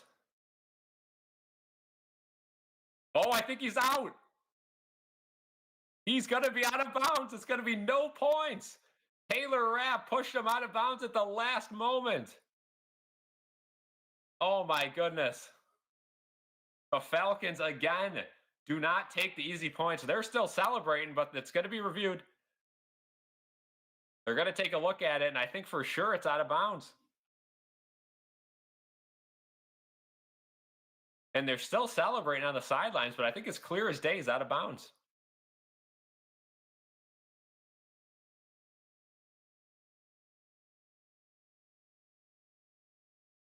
And all things considered, if it's 7-21, and now London has just realized that he stepped out of bounds. Yeah, without a doubt, out of bounds. Wow. So twice now the Falcons have turned away a free field goal. There it is. So a 14-point game as we head into halftime. The Bills will have a chance right away in the second half. So this game's far from over. Wow. I get going for it, and I get, trying to go up, but that's twice they didn't take their free field goal. Wow. What do we think, guys?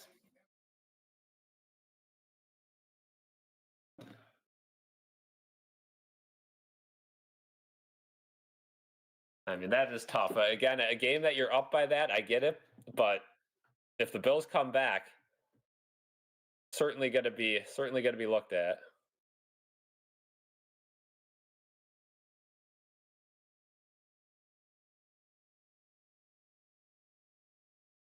Just absolutely terrible half for the Bills.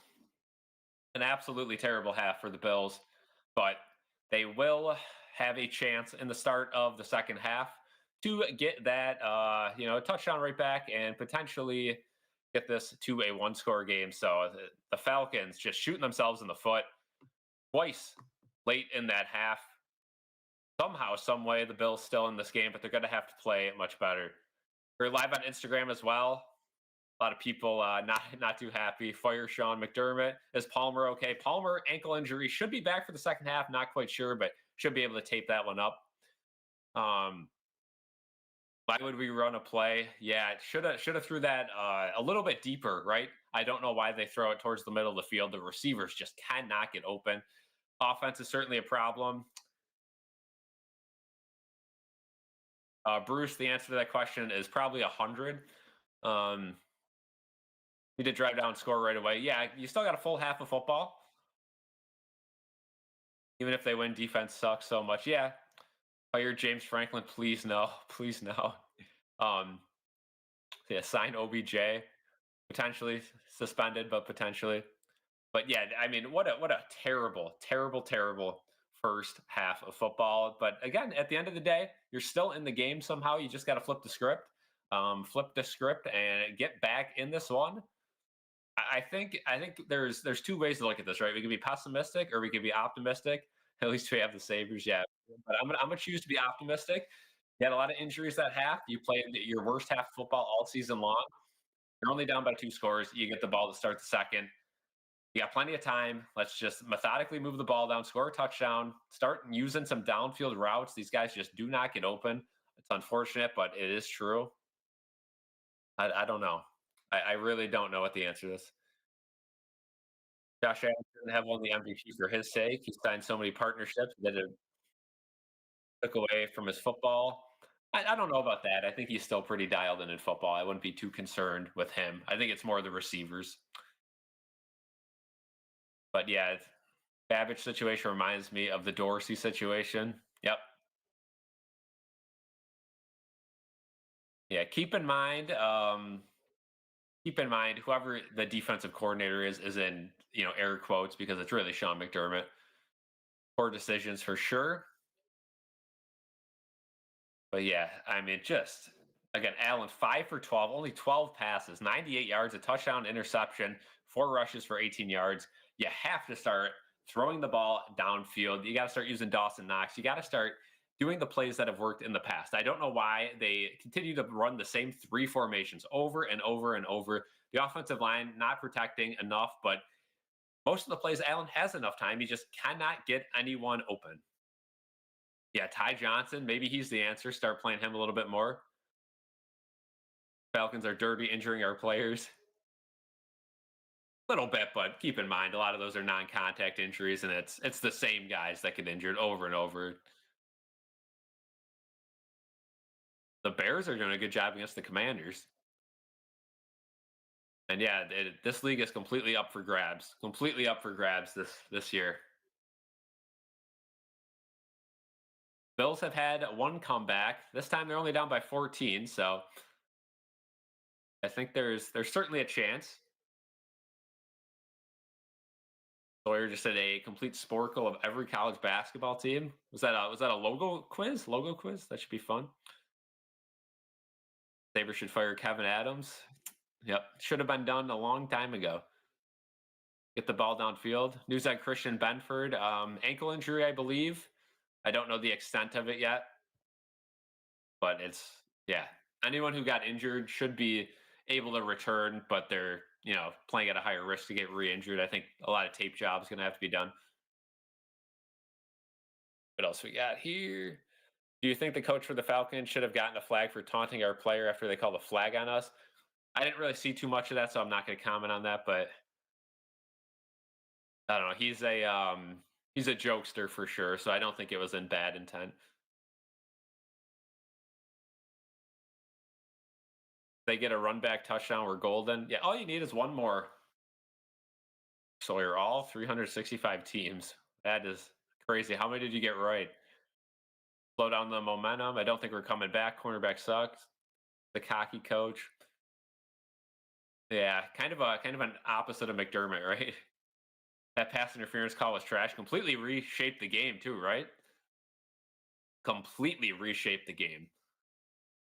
Um, just need a score. Yeah, I mean, at the end of the day, right? You go down second half, get a touchdown, right back in the game. It's anyone's game, so you can't overreact to a half of football. You got to reset, but certainly some bad things. Face mask on Coleman, face mask on Rousseau as well on that almost tip ball that they didn't call. We need the bye week. I agree. Defense needs to do better in what aspects? The pressuring the quarterback and playing a little bit more man coverage. Get a true wide receiver one. Completely agree. How is Coleman's face mask not called? 2 weeks in a row, the refs not helping us out. Who gets ball at half? We do. I don't know what kind of blackmail Bobby Babich has on the Pagulas and McDermott. Keep in mind, McDermott has a big say in the defense. It's not just Babich. Been perfect if we fired McDermott last season and hired yeah, I think he was for sure. Vrabel was for sure going to the Patriots, though. Aren't we running the ball? Yeah, it's tough. You have that deep ball, and now I think they know if it's not going to be a long throw, they can easily just rush. Or tackling by Bishop, the entire team for that matter. But yeah, Bills get the ball after halftime. Dermott has to go. Need a fresh face in Buffalo. Yeah, I mean, if you guys know my opinion on McDermott, I'm not a huge fan. I think he's a good guy, but just not the guy to go the distance, right? But it's going to be tough to justifiably get rid of the guy who ended the drought. So I get it. Keon is so good one-on-one. We should just throw floaters to him. Seems like that's what they're trying to do, but they just throw him those sideline fade jump balls, and those just do not work in the NFL anymore. It's no longer the 1990s. So yeah, you gotta start scheming some more stuff for Coleman. I agree, but what they're doing with him now isn't working. Defense looks horrendous, completely. Yeah, can't do nothing on defense. Yeah, I think we knew going into this game it was going to be a very offensive game, and we were going to have to outscore them just because Drake London, Bijan Robinson, Pitts. God bless. Josh didn't hurt his hand. Official. That's good. Feel like the pass. Wonder why we don't make yards. Yeah, Josh looks rattled. Yeah, and it's no one's getting open, right? He's sitting back there and he's hesitant on like forward. He goes through his progressions and nobody's open. These receivers absolutely suck. Nobody gets open. Nobody can create separation. And I mean, I'm completely fine with everyone who dislikes Stephon Diggs and all that, but like Stephon Diggs is the only receiver in the last little bit that Allen could trust. And other than that, Beasley, John Brown. Other than that, he's had nobody that gets open. Leo Shakir's nice, but he's not, a trustworthy guy to get open. And no one else gets open. He has no receivers. No Kincaid also really hurts. Put Spencer Brown on the D line. I'm up for it. I don't know. I don't know. I don't know the answer, but you certainly have a chance to come back in this game. It's far from over. Yeah. Fire McDermott, please. Getting the time he usually does. Yeah, it's not like he's getting nano blitzed a little bit, but there's plenty of opportunities just like last week where he's sitting there in the pocket, he's going through his progressions and just looks across the field, nobody gets open. And if you look at these routes, and again, the Joe Brady routes where they run and they stop and they stand there and they just look, they look. You have to keep moving after the play. Davis White needs to go. He made a good play, though. He did break up a good ball. I don't think he's had the worst game. I think he's had a better game than he has had in recent games, but that's not saying much. Send the blitz more often. Yeah, Penix likes to get the ball out quick, though, so it is a little bit of a balance beam there. Don't understand why we switched what was working. Knox getting the ball, yeah. Kind of games suck. I'm sorry. Trey White can't cover a thing. Keep moving, exactly. Not getting the time. Like Allen, again, on some plays he's getting blitzed where he's, not rolling out the right way or whatever. But for the most part, he is having time and just nobody's getting open for him. And at the end of the day, if nobody gets open, there's only so much a quarterback can do. And they have a spy, I'm sure, in the middle of the field. Babbage and McDermott are terrible. Yeah, I'm not gonna disagree with that one right now.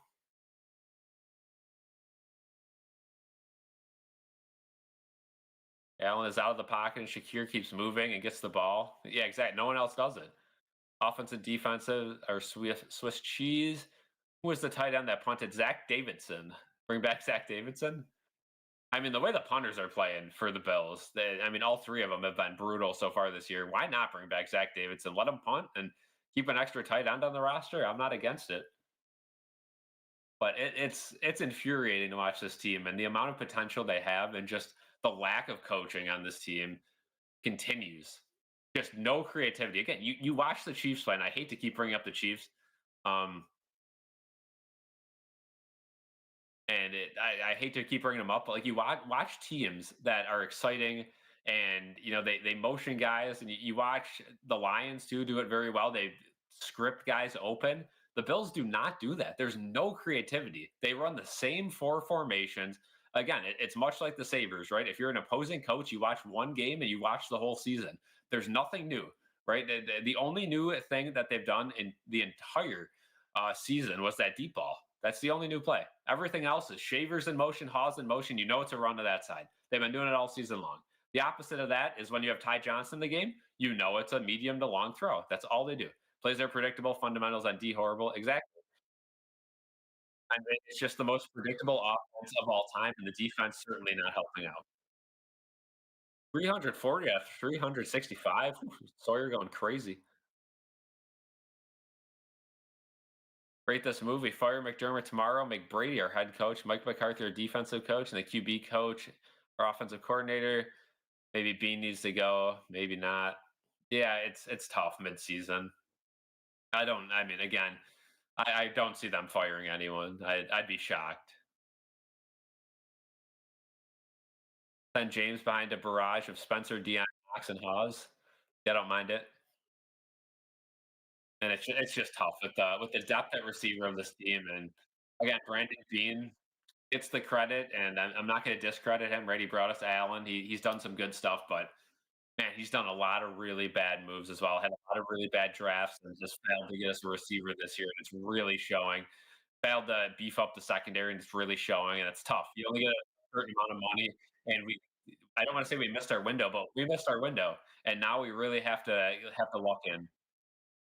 Go to week 6, with this may be the last season for our OC and DC. Yeah,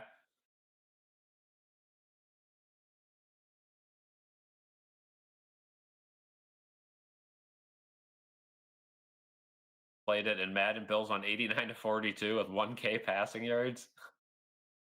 A little unrealistic, but yeah, we're back for the second half.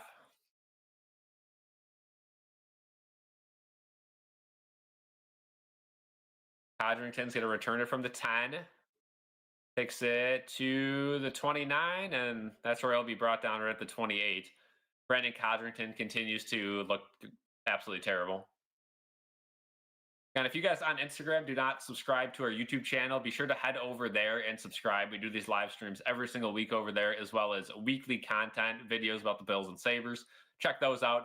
We will certainly have a video about the Bills' weaknesses after this game. See if they can tie this one up or come back. Down by 14 now. Cook in the backfield. Gilliam in motion. Allen hands it off to Cook. Cook up the middle, and he squeaks free for about 5. Good run by Cook. First half drives for the Bills. Touchdown, then punt, punt, punt, punt, and interception. O-line can't block for Cook.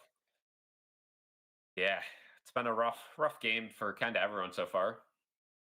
Still plenty of time, though. You got 2 quarters of football to go. Starting with the ball. It's actually an 8-yard gain by Cook. Looks like they're going to run it again. Pause in motion. Cook up the middle. He's got a little bit of space and gets the first down and more. Past the 40 to the 42. And be sure to head over to our YouTube for the continuation of this stream. I'll see you guys post game. Okay, we're back fully on YouTube, guys.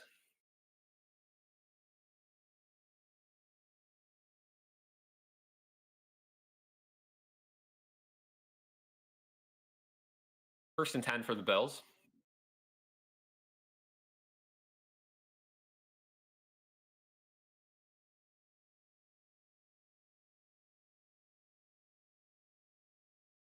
Allen. Got time to throw it. Find Shakir open right at midfield.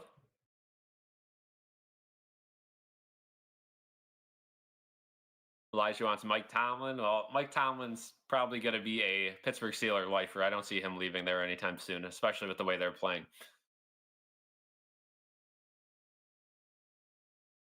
Good job by Shakir, and the Bills are already halfway there. Right at midfield, 2nd and 1.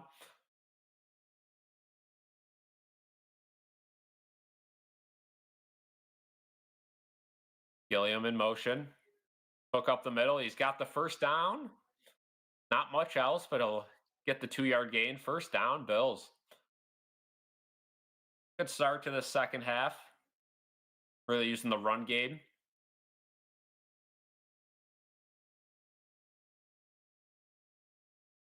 I mean, you could just dream of what this offense would be with one extra receiver, a true number 1. That would move Shakir. Back in, Bernard's warming up on the sidelines. He looks to be in a little bit of discomfort, so we'll see if he's back out there for defense. Shavers in motion. Shavers back in motion. Could be play action. Allen looking to the middle of the field. Wide open is Shavers, and he's got the catch. 7-yard gain for Shavers. There we go. A little bit of pace to this Bills offense finally.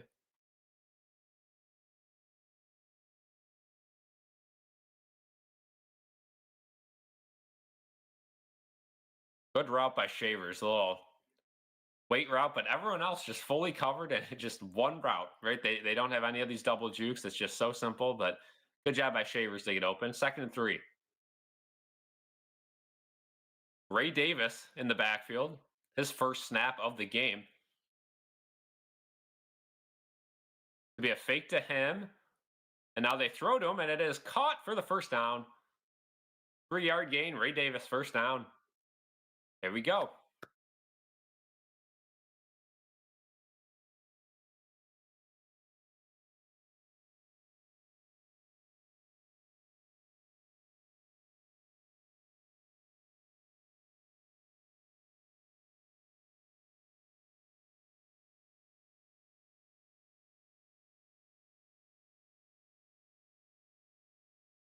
To the 35.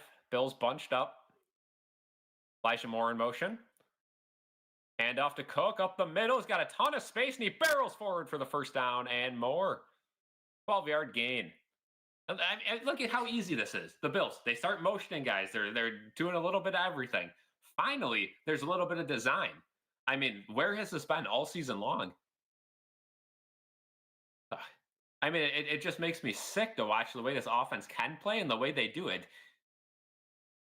It just shows you how thin the playbook is, where they just, they refuse to show the good stuff until they really need points.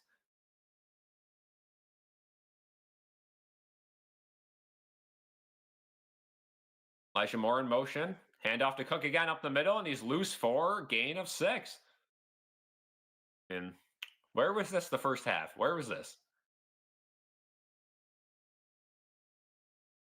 Deion Dawkins a little slow to get up, but he looks fine.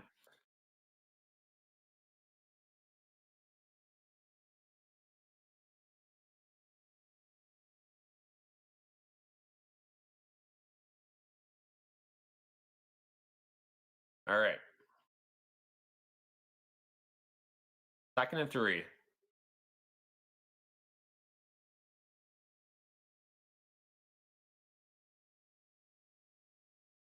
Allen fakes the snap.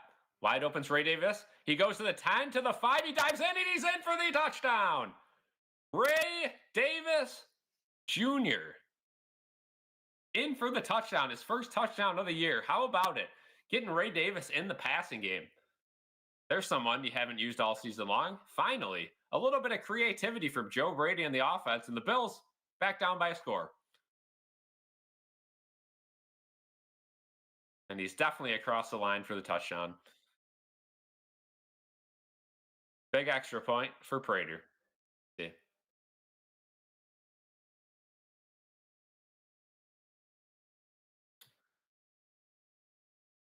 Snap, hold, kick up, and good. 7-point game, just like that. How about it?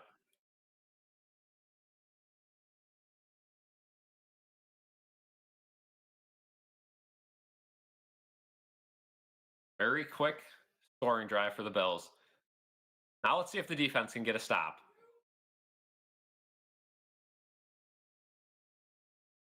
I mean, you watch that, and it is just night and day how different this Bills offense can play when they add a little bit of creativity, a little bit. All I'm asking for, those little, like motion guys out, you get the play actions going. I mean, where has this been? This is something you have to do consistently. Consistently, you have to do these plays, these motions, this creativity that you see from the best of the best teams. The Bills far too often fall into a rhythm of the same 3 to 4 plays, the same 3 to 4 plays, right? And if you watch one drive, you know how to defend the rest. That's what they did, right? First drive, they scored a touchdown. Second drive, did the same exact thing. Falcons stopped them. They didn't change. They didn't change. Punt, punt, punt, interception. Finally, they change. They get the touchdown. Exactly what we needed. Now the defense has to stop, and I don't know how that's going to happen. But at least you're giving yourself a chance.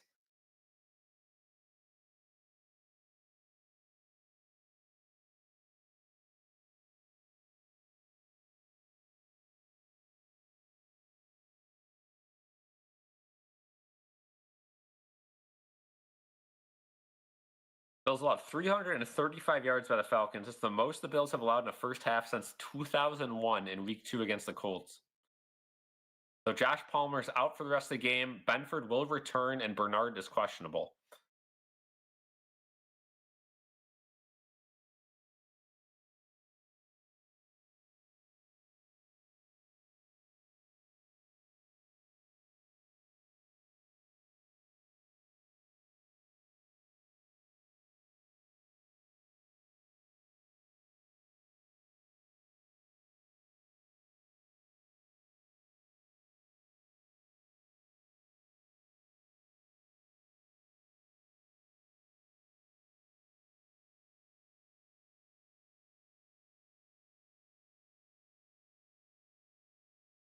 Well, we are back from commercial.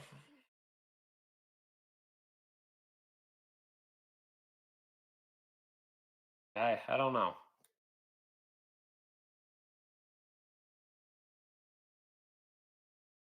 All right, Elijah, I need my Fredonia and Dunkirk high school football scores this week.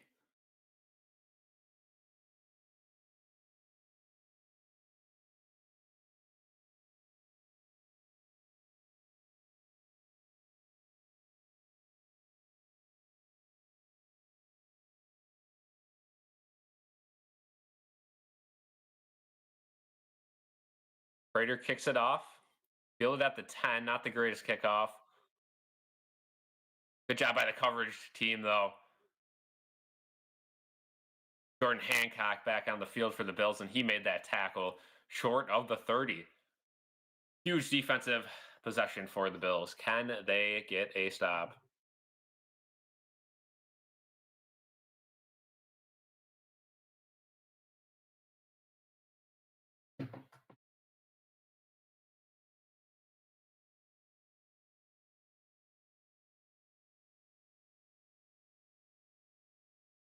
First and 10 from the 25, 26.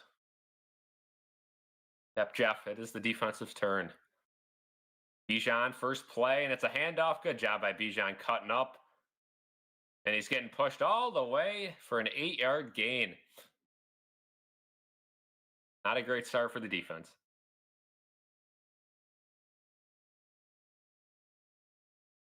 Jake Matthews, offensive tackle for the Falcons, out the remainder of the game with an ankle injury. So that will certainly be a major loss for the Falcons. Fredonia they got crushed. Dunkirk lost too. Yikes, double down.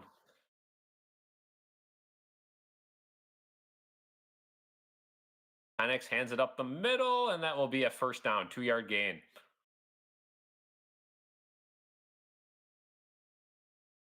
Bernard on the bench. Still questionable to come back, but he's not in the series.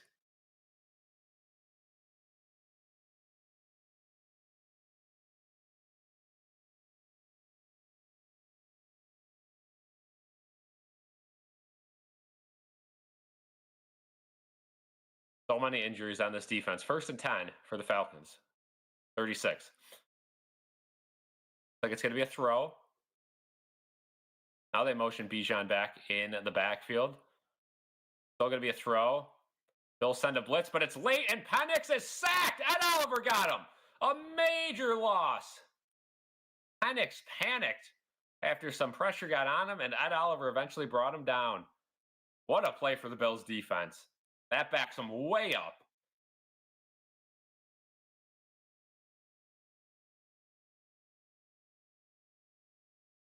Wow. Olean Oilers, best college basketball team. Second and 23 now. You cannot let them get this first down. Come on. Second and 23. It's going to be a wide receiver screen to Pitts, and he gets all the way back to the line of scrimmage, maybe a little short of it. So a third and 12. So now they got a chance to get it. Penix checking his pinky. Looks to be fine.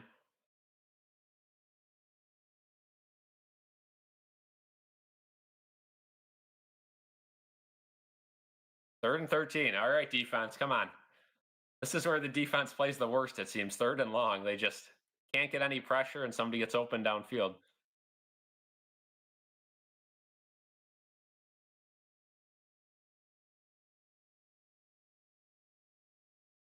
Bills send an extra guy. Nobody can get to Penix. He's going way deep, and it is incomplete. Good coverage by Benford, but there is a flag. Oh, my gosh. Unbelievable.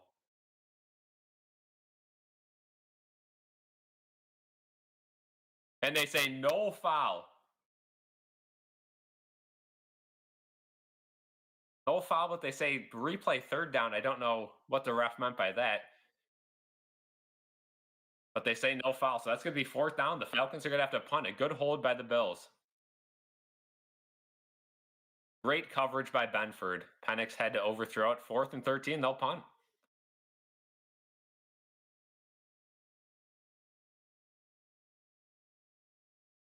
Gonna be a punt from their 20. Got it off cleanly. It'll be fielded at the 26. Codrington gonna take it around the edge and actually a decent return. But there is a flag, of course there is. Why even bother returning it at this point? There's always a flag on our returns. But at the end of the day, the Bills will get the ball back, a chance to tie the game.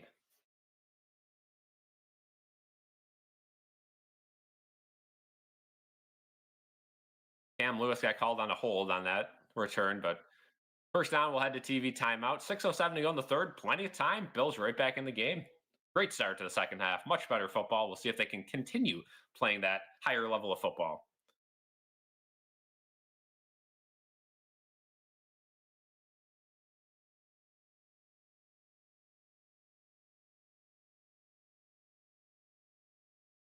But, I mean, you got to be a little bit more optimistic there. Looking a little better.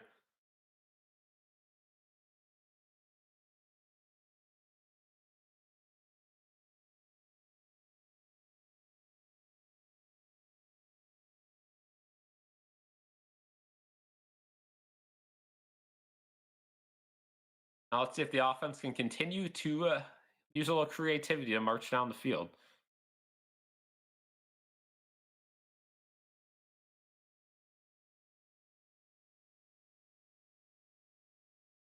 Gonna be tricky the rest of the way, but seems like the halftime adjustments have certainly helped the Bills more than the Falcons, which is usually the case. The team that looks worse at halftime usually can adjust, and the other team has to take a little bit more time to adjust to what they adjust.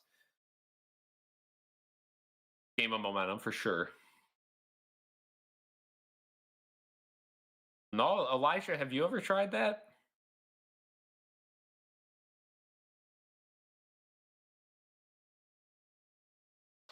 But yeah, I mean, you got to continue to run these creative plays, but at the same time, I don't want to see them just come out here and run cook up the middle on 1st and 10 because I think that's the adjustment that the Falcons are going to make.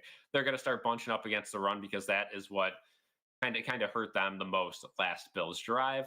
I'd like to see the Bills maybe do a little play action on this first play and maybe a little bit of a screenplay off the play action. I know I always harp on throwing it deep, but at this point, without Palmer, you really got no one to throw it deep to besides Coleman, who's going to be locked up on Terrell the rest of the game. Smooth gaming is one more yard from Shakir. I think you're going to get that. Good bet.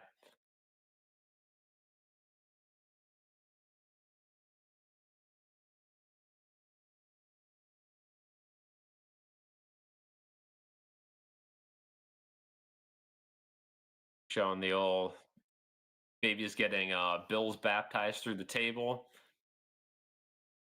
Not a huge fan of that. I don't know. Like, I guess it's cool, but it's kind of a mockery as well. So I don't know. That's what it is. Bills all the way back to their 20 after that holding call. 1st and 10. Hook in the backfield. And it will be a handoff right up the middle to Cook, and he breaks free up the middle for a gain of 8. The Falcons were ready for it, but somehow he broke through a tackle. So I didn't want to see it, but I did see it, and it worked out.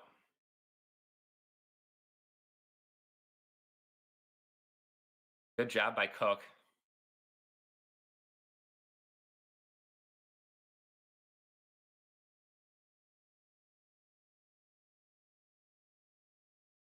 Second and 1. Pause in motion. Hand off to Cook up the middle, and he dives forward. I don't know if he got the 1 yard. I think they're going to give him the first down. Barely. Got enough.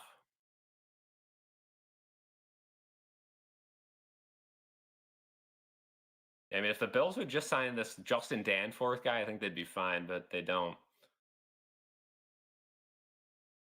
5 minutes to go in the third.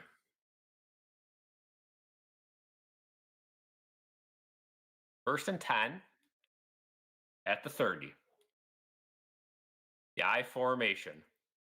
Gilliam and Cook in the backfield. Gonna be play action Allen has to, oh boy, has to throw it away, and he does. He just throws it away before he's brought down. And there's a flag in the secondary. I think it's going to be a defensive hold. And they call a hold on defense. Apparently, Keon Coleman got tackled. So 5-yard penalty will take it. Great job by Allen to extend that play, not get sacked, and allow for that holding to develop downfield. Let's see. Terrell was all over Coleman. He had good coverage on him. Then just kind of pushed him to the ground. I don't know about that one. Okay, so Orlovsky saying before that replay there was a hold. So apparently it was obvious holding before the second time he got pushed down. We'll take it. 1st and 10 from the 35.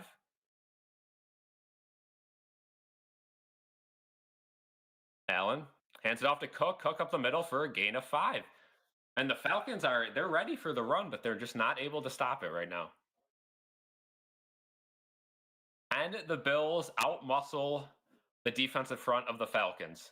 Because if you could set a point that you could just run it up the gut, that's all they got to do the rest of this game.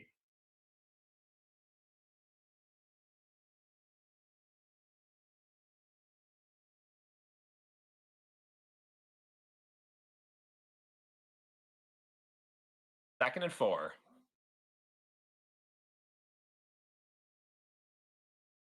It'll be another handoff to Cook, and that time he's tripped up at the line of scrimmage. No gain. You knew that was coming.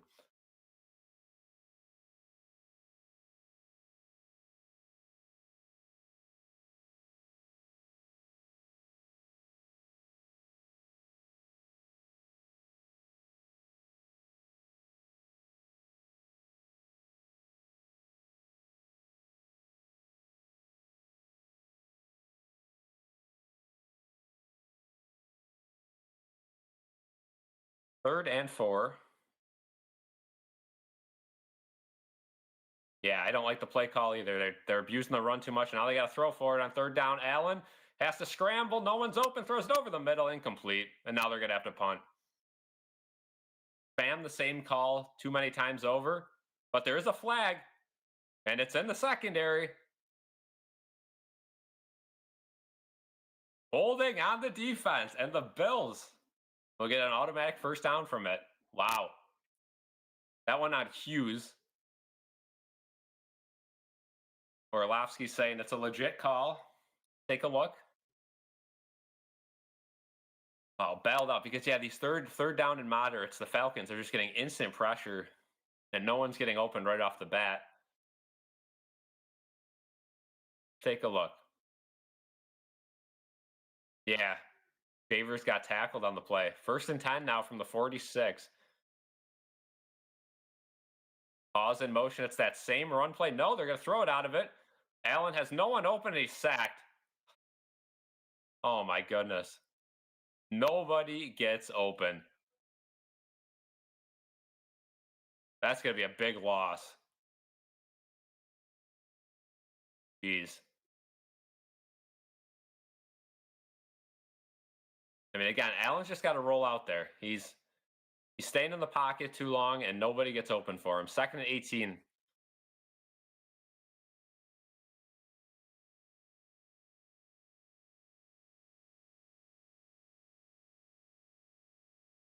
Second and 18.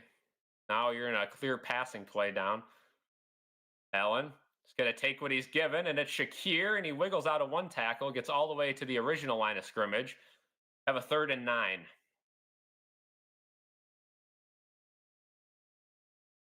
So a good job by the Bills to get half of it back. Now a 3rd and long.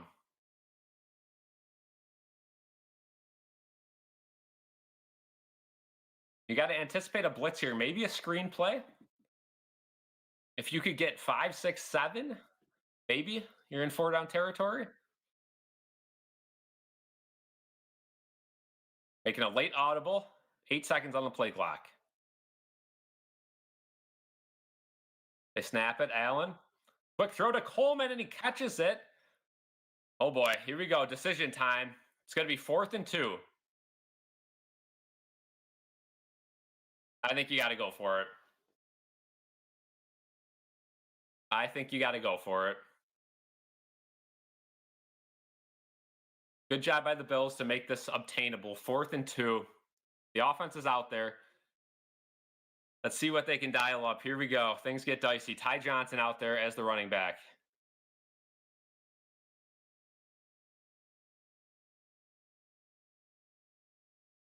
Ty Johnson in motion. Now Shavers in motion. They'll snap it. They're going for it. Allen in motion. Flips it. Oh, and it's incomplete. I don't know what he was thinking.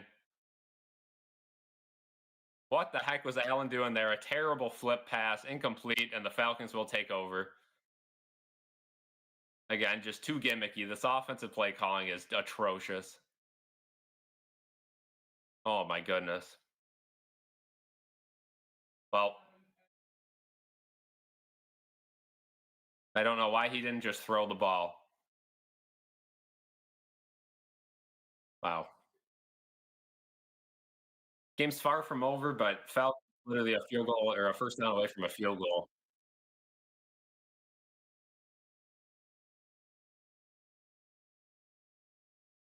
I hate running Allen up top there. That's his weaker side.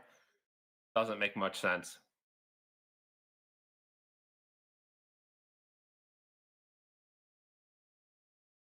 I mean, what a chance to get right back in this game, and they just piss it away.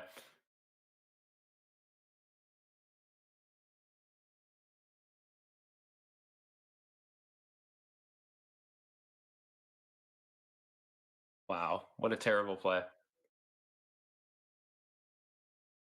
Again, Allen might have been able to scramble for that. He just kind of panicked. Had Ty Johnson ran a little bit too far.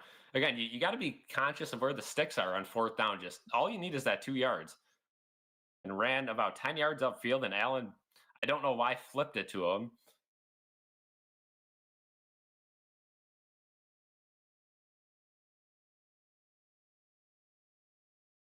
And far from over, but oh,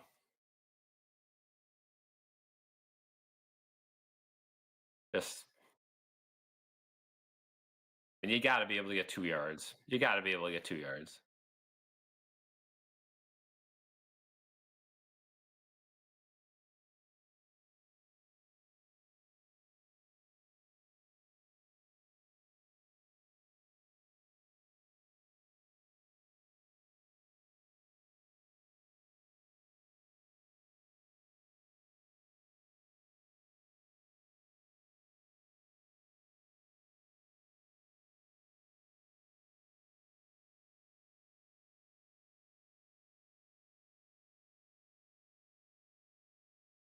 Joe Brady continues to just dial up some crazy plays, and that one he did have it open, but I don't know. Atlanta takes over at midfield. Jeez.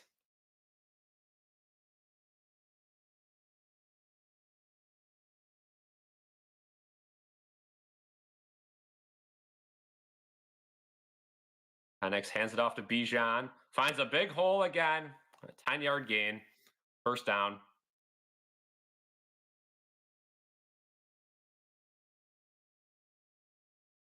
We take another look at that 4th down.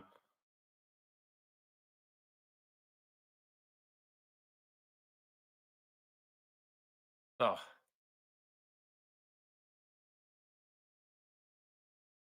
oh my goodness. Yeah, Allen could have just threw that so easily for the 4th down. I don't know why he flipped it.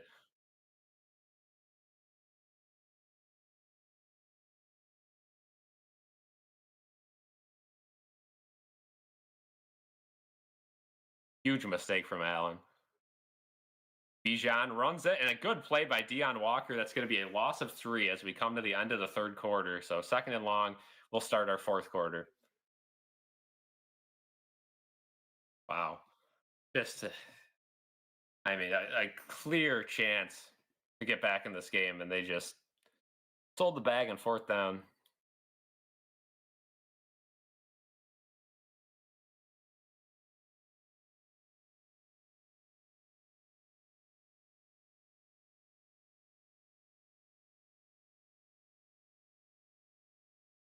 So end of the 3rd, Bills down by 7, but Falcons are close to getting points.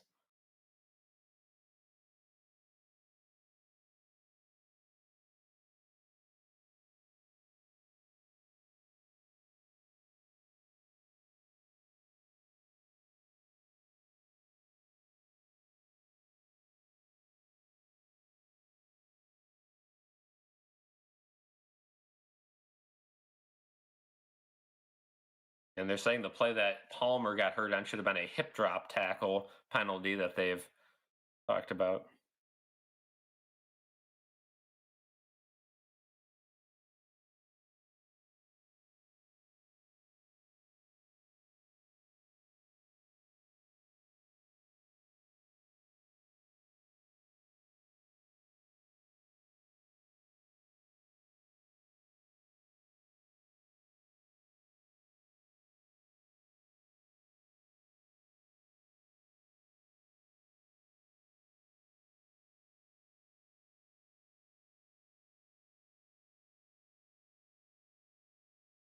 And the Bills defense get a much needed stop again. It's going to be tough.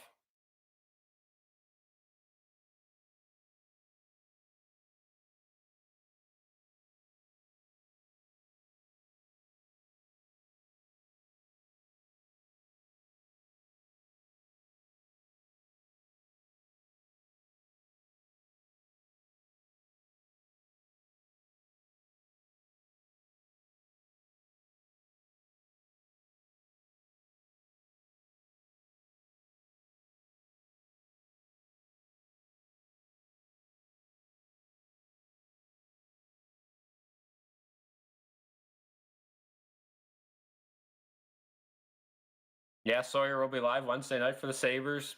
We weren't live today, but we did a vlog, so that was in place. We were at the game. We'll still be live for all the Sabres games until something changes. And then next Wednesday, we'll also be at the game. It'll be another vlog, so we won't be live for it, but we will be vlogging the game. We'll be at the game. So again, if I'm at the game, I can't stream obviously, but we'll count it as a stream. 2nd and 13. Be a handoff to Algier, and the Bills' defensive line does a good job again. A loss of 1. 2nd and 14. All right. I hate to say the cliche thing, but big 3rd down coming up.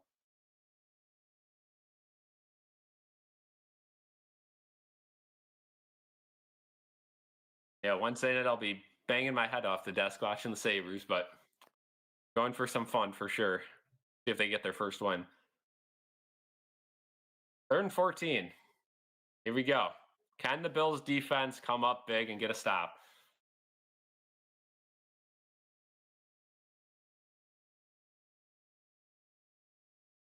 London in motion. It'll be a throw, obviously. Ed Oliver gets to him, and it is incomplete.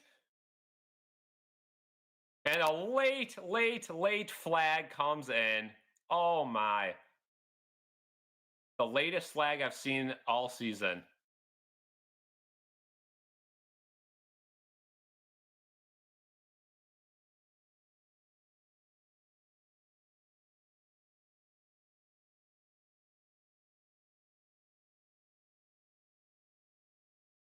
Oh, my gosh. Another penalty. They call pass interference on Benford. Yep. It was all over Drake London.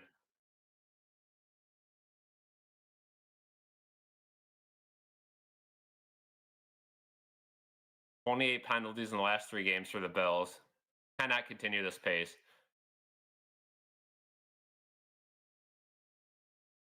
3rd and 14 and a wild throw, and we get called for PI.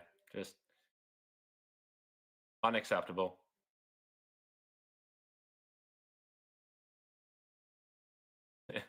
And Dan Orlovsky pleading the Bills to play man coverage. Dan, you don't watch the Bills enough. McDermott does not change from zone coverage.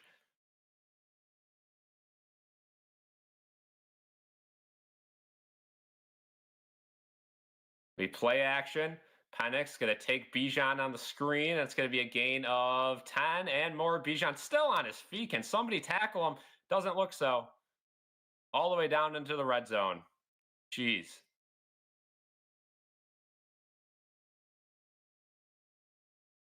Bills defense is going to give up near 30 points again.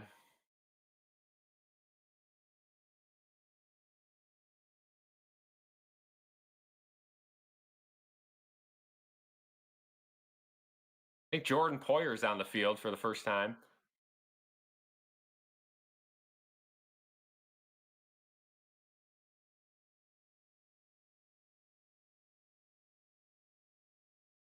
First and 10 from the 16. It's going to be a wide receiver screen to Pitts. And he falls down, lost the 3. Second down, but they're in field goal range, so you really need a turnover here. I mean, a field goal wouldn't put the Bills away, but it'd make it really difficult to win this game.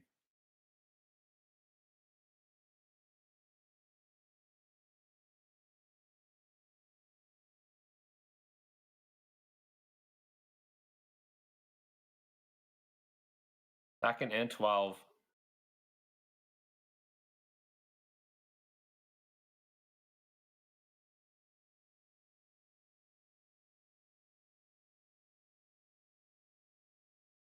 Next is going to throw. And it's batted down. Good job by Deion Walker to get a hand on it. 3rd and 13. Let's see if they can get a stop on 3rd down. Good news is that stops the clock. Still plenty of time. And Poyer is now starting for the Bills at safety. Great hand by Deion Walker.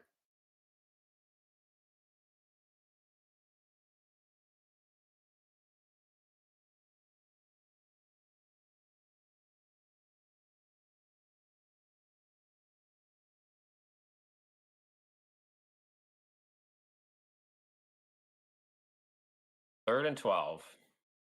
Gonna be a throw. Penix. And he drops the ball. I don't know if it's a live ball or if they call it incomplete. And it's covered by the Bills, but they rule it incomplete. That stops the clock. The Falcons will kick a field goal now.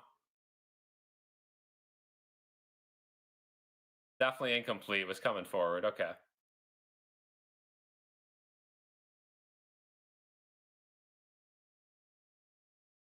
All right. Let's hope for a missed field goal. If not, it'll be a 10-point game. Still time. Parker Romo, 7 for 9 this year with a 54-yard long. This one should be pretty easy. 37-yarder. See if the Bills can get some sort of block field goal. You never know.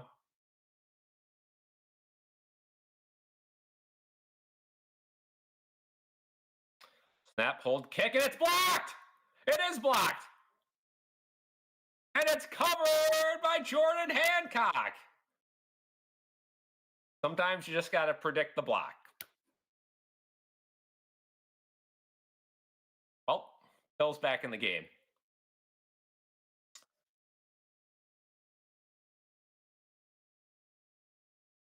Greg Rousseau gets the block. I can promise you guys I didn't have the script. That was a sheer feeling, gut feeling. We'll take it. Ooh. Well, the Bills have no right to be in this game, and they're right back in it.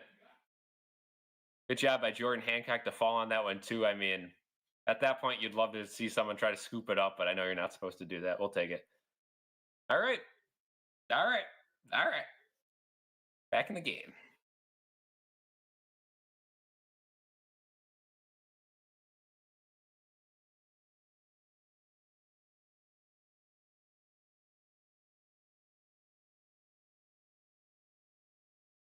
Just truly incredible. Oh, they're still in this game. Big week of college football coming up, too. Like to see that.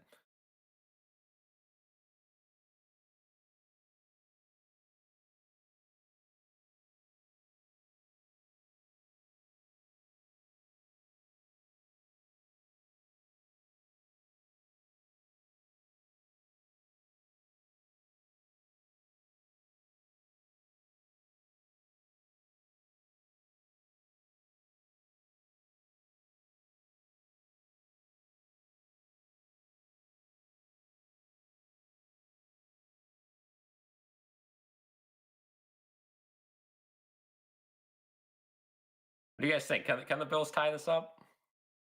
We feeling a tie here? Can they do it?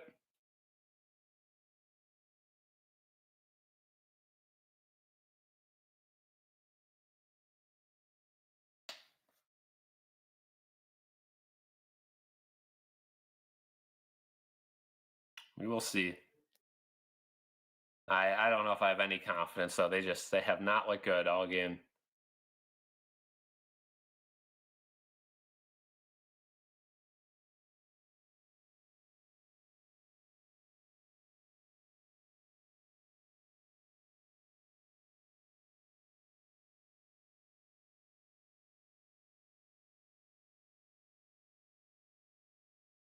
Got 3 minutes left on the donation goal. I just got the noti for that.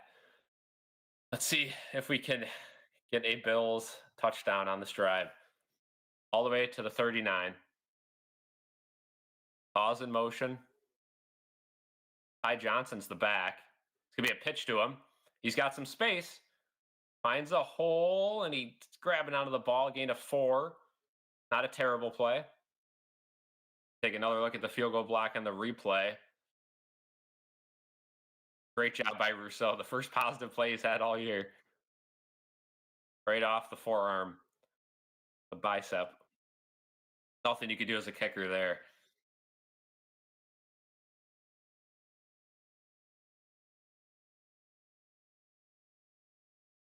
Sawyer, you don't got to donate. You're all good. Don't worry.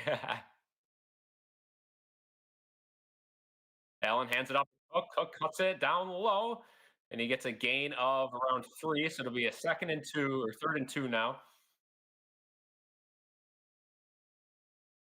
Yeah, Sawyer, don't worry about it at all. You are more than okay. Thank you for the continued support. 3rd down, big 3rd down for the Bills. 3rd and 1. It's a long one. Maybe they tried the old QB sneak. Haven't done that in a minute.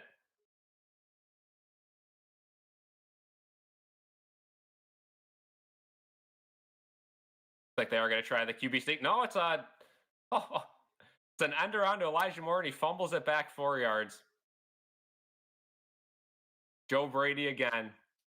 Joe Brady masterclass, and the Bills left to punt it away. Oh my goodness. Just sneak it up the middle. Oh my goodness.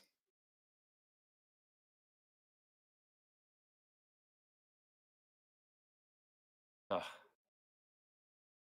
I mean, the middle's wide open. I don't know. Well, the Bills have to punt it, but at least they can pin them deep. Jesus, play calling. Come on, Wisnowski. Let's get a good punt. Boots in. It's fair caught around the 15. Another decent punt. Not great.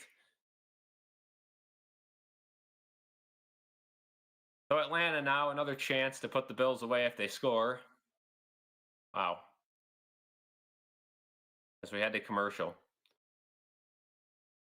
Ugh. I mean, Joe Brady just continues to outcoach himself. Just do the sneak up the middle.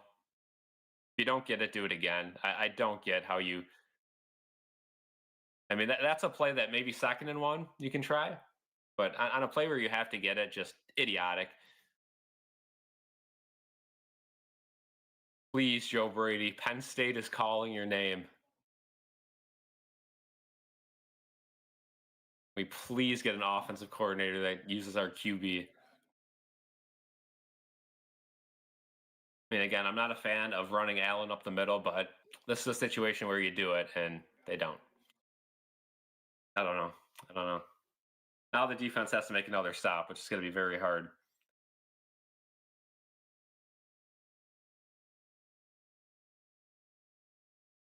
I mean, they are not even trying to win.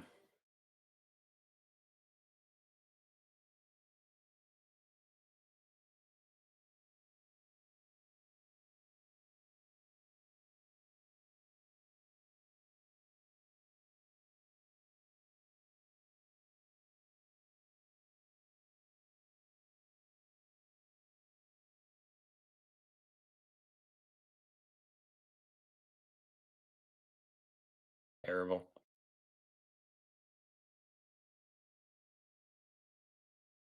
Well, they have them pinned deep, so at least the Falcons would have to march the field to get points. But it just, again, you have good field position. You have a 3rd and 1, and you're trying just nonsense trickery to a player who has touched the ball maybe 3 times all season. Cannot do that. I mean, at the end of the day, if he fields that cleanly, it didn't even look like he was going to get the yardage, but just too much nonsense.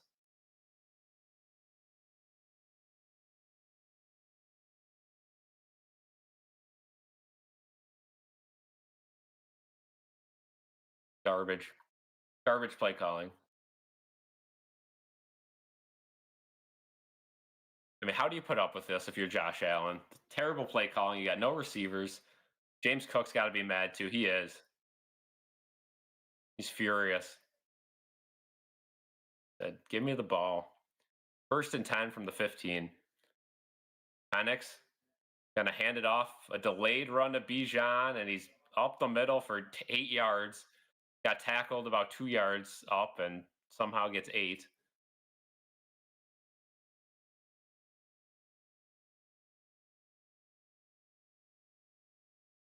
Just another week where the Bills beat themselves. Penalties, dumb play calling.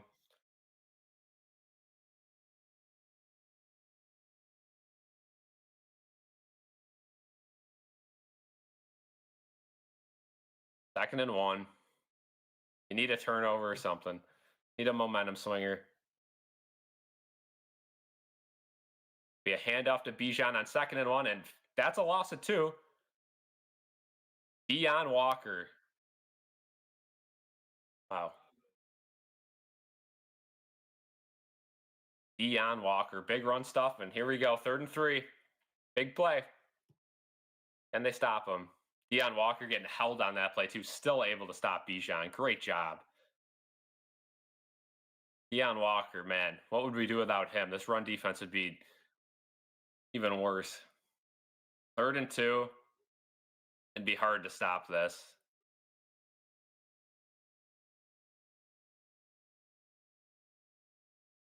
Bills, no pressure. He's got all day to throw it over the middle, and Cam Lewis gets a hand on it. Incomplete. No flag. What a play by Cam Lewis, and the Bills are going to get the ball back. Oof.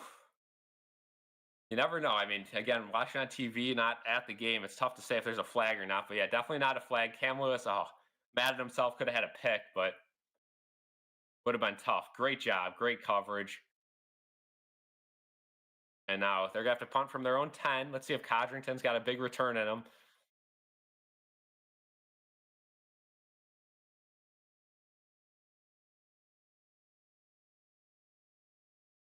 Gets the punt off clean. Going to be caught at the 25. Codrington, space to return. And he gets it to the 33. Okay. And with 8:30 to go, plenty of time for the Bills. All right. I mean, the defense, great possession there. Good job by Deion Walker to make that a 3rd and not free. And then Cam Lewis comes up big over the middle of the field. It's just, where was this the whole game? And now the offense. I mean, you're a tricky spot with the clock, right? Because even if you do go down and score, God's Atlanta just marches down on you and wins it. But it doesn't matter. You need points. I think you just got to go back to running the ball. I don't know. 1st and 10. Looks like a throwing formation. They're audibling. Cook switching sides. Yep, it's going to be a throw. Allen scrambles it up the middle, and he's tackled right at the line of scrimmage. Yes, and nobody gets open. Nobody gets open.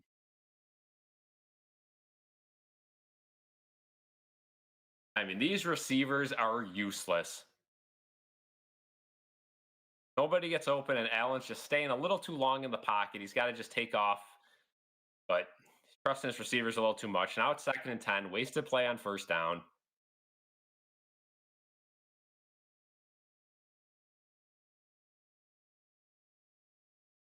Second and 10. What's the play call? Ty Johnson in at running back. Allen, they do a blitz. It's a screen play to Ty Johnson, and he gets a gain of nothing. I don't understand. You got the screenplay, and Ty Johnson, instead of booting it outside, runs right into the pile. 3rd and 10. Here we go again. Where is Ray Davis? I mean, again, you come out of half with Ray Davis in the game, have some creativity, and he's just gone. 3rd down. Bills are 2 for 8 today. 2 for 8. 3rd and 10.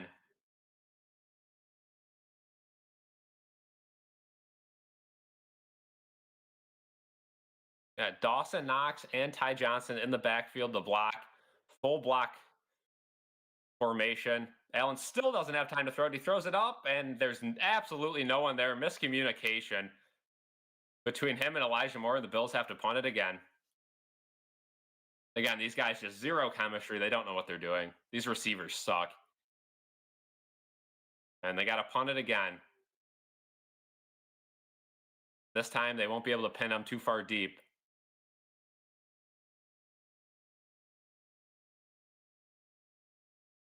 Nobody at receiver.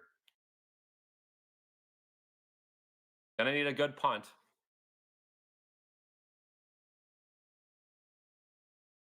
Punts off clean. On it. Agnew fields it at the 18 and stays in bounds, and he's got a pretty good return. Hit very hard by Joe Andreessen at the 26, but there is a flag. Hopefully that backs him up a little bit.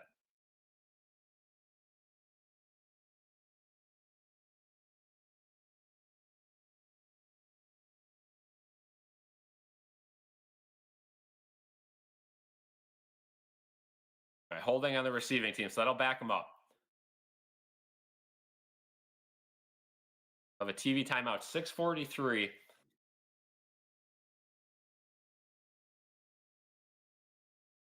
And just zero creativity on offense. I don't get it. You come out of the half, you look so good, and then you just sit Ray Davis again. You start running the same plays over and over again. Just, I don't know. I don't get it. Well, defense going to have another stop. 14 points against a team that lost 30-0 to the Panthers. Unacceptable.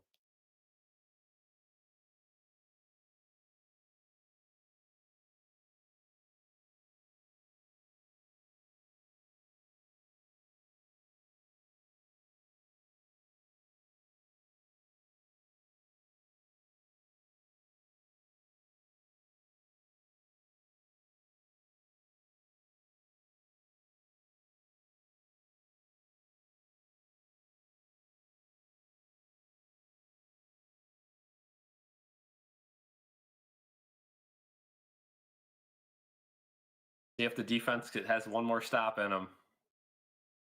I mean, the Falcons are basically giving you opportunity after opportunity, and you just cannot move the ball downfield.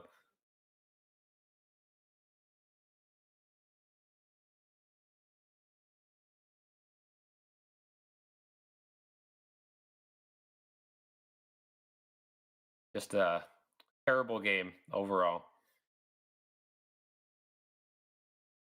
Sawyer, I think somehow hiring James Franklin would make our offense somehow worse. Not being able to make a competent offense with Allen should be a crime. Yeah, I don't understand. I really don't.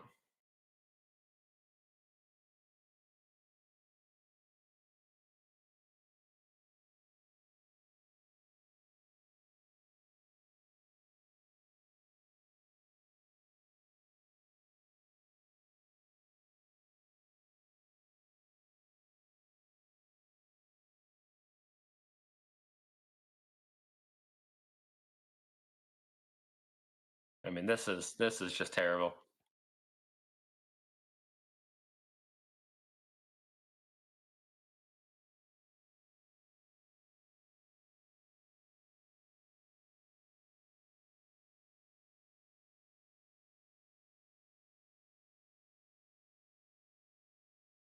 Here we go.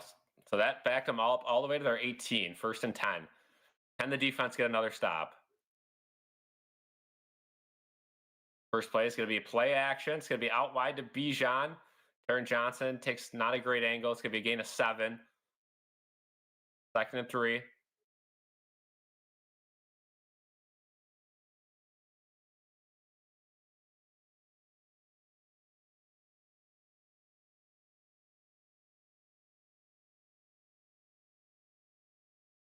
Second and 2.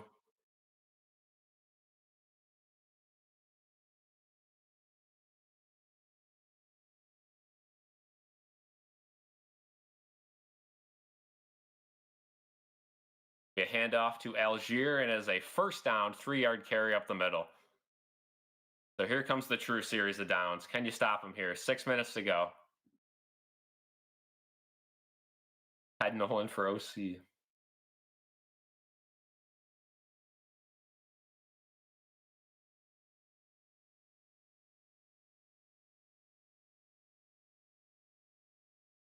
First and 10. Can the Bills defense do it one more time?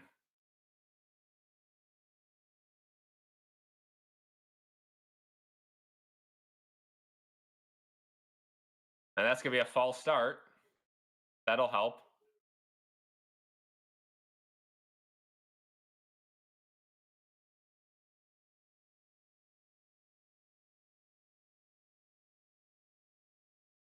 Make it a first and 15.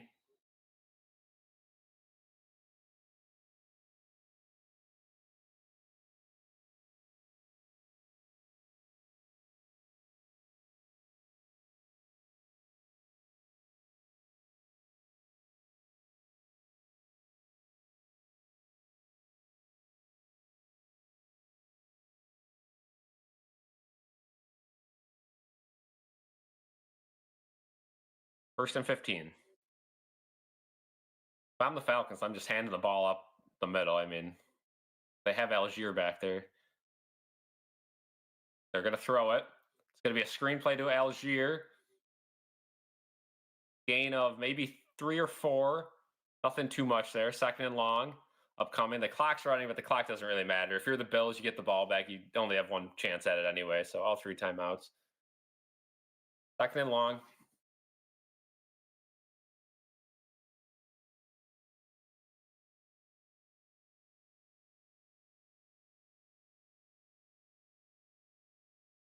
Second and 9.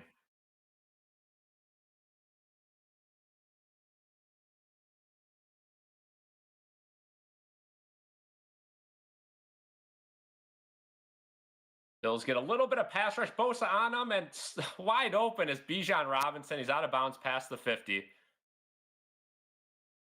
Bosa got to him, but Penix just got the throw off, and Bijan was wide open. Where is the Bills' defense?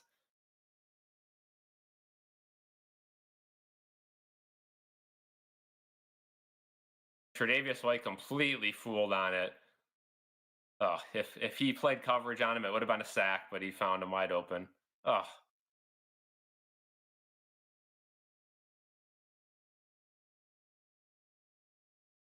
First and 10.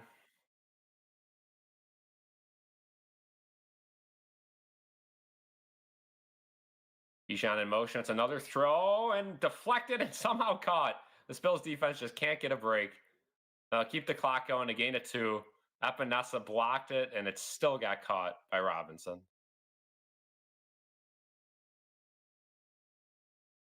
I mean, you got to be kidding me. That ball was completely blocked, and it still got to Bijan on a line.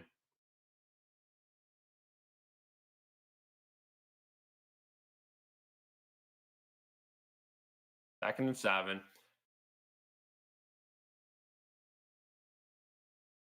4 minutes to go.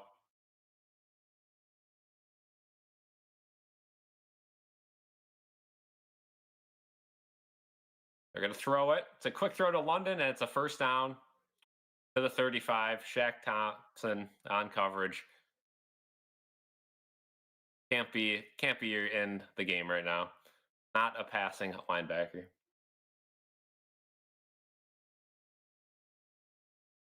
Jeez. Again, zone coverage for the Bills. Just standing, watching.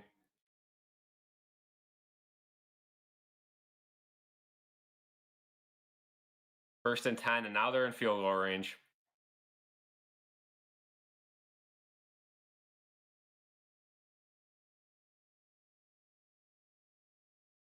Still showing blitz. They send pressure. Bijan's going to run it, and somehow he still gets a gain of 5.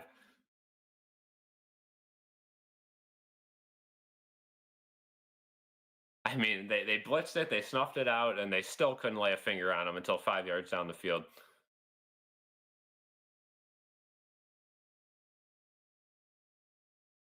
Oh. Second and 5.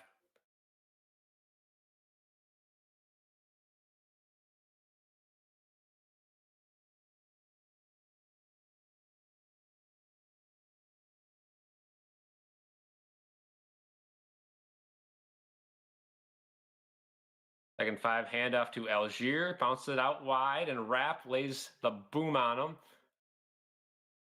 Think he's going to be short by a yard. He's out of bounds. 3rd and 1. Here we go. Can they get a stop?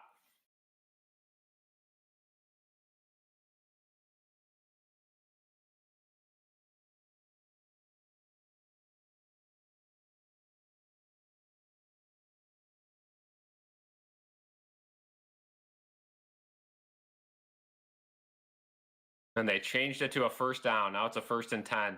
Wow. Because he stepped on Rap and stayed in bounds.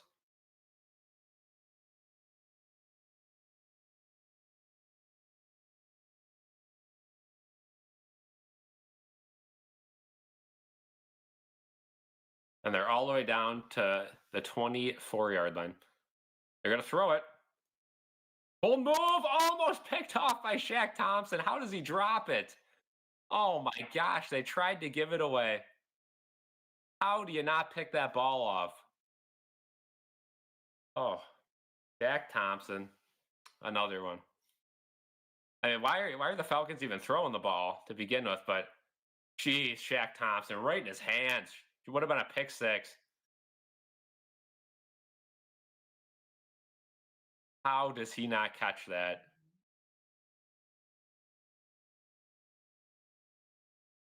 Jeez. 2nd and 10.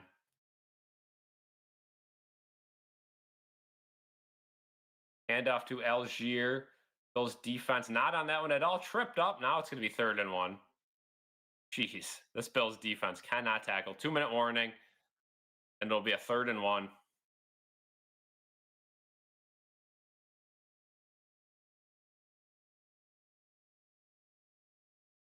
Penix is holding his elbow, and it doesn't look all that great. It'll be the 2-minute warning. Ugh. How does Shaq Thompson not catch that? I know it's a hard pass, but man, that would have been an easy pick six if he brought that in.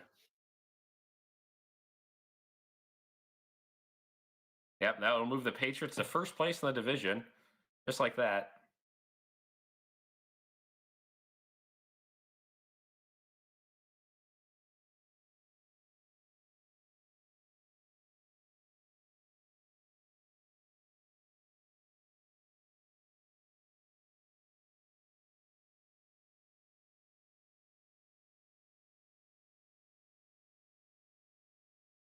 So yeah, they're gonna. I don't know. Gonna have a bye week after this.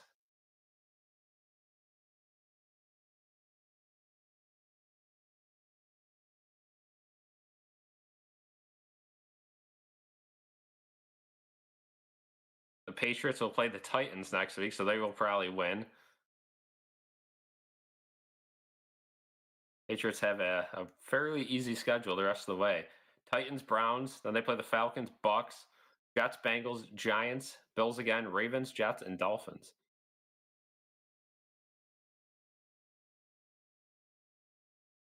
Sawyer, thank you for the donation. Says, "Come on, most depressed I've been as a fan.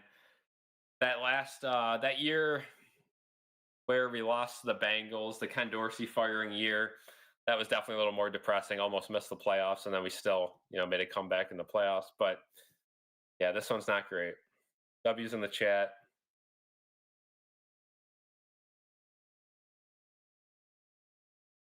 But yeah. Oof. Thank you for the dono, though.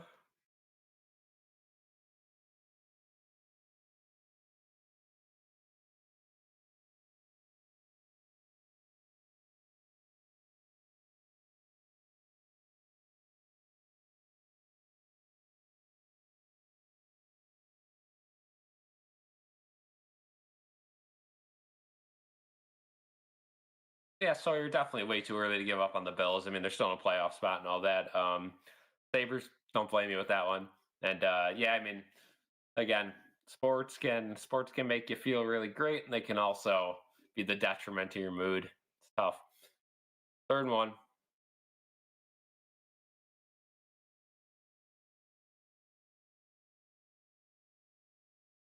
Oh, and they draw an offside. Jordan Phillips wants a false start. Let's see if it's an offsides or a false start.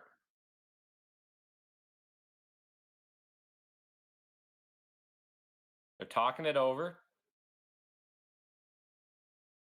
and it's an offsides on Jordan Phillips. Yeah, Bichon might break the NFL record. Ugh.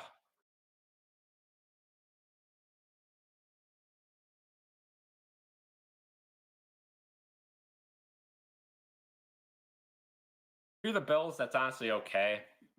Now you can just use your timeouts and try to strip the ball 3 more times instead of having them kick a field goal for the win. So not the worst.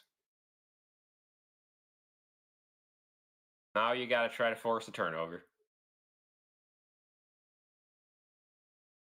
And off to Algier. They're trying to rip the ball from them, and they don't. Loss of 4. Bills use their first timeout. So yeah, I mean, again, you're gonna have 2 more chances to strip the ball. I actually don't mind that penalty at all.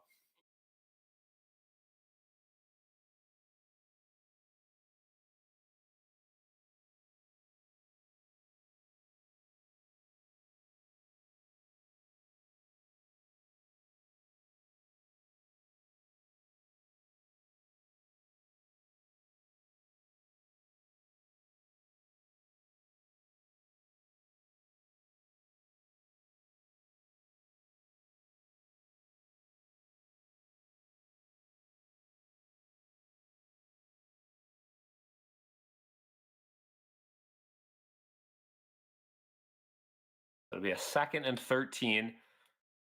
Bills got to force the turnover. I still cannot believe Shaq Thompson didn't catch that. Would have been pick 6. This one, another handoff to Algier. He's wrapped up and brought down at the 16. Another timeout. If they keep backing him up, they might make the field goal a little difficult. Again, a kicker that just had a field goal block too. Kicking's a mental game. It's not going to be an easy one, no matter what.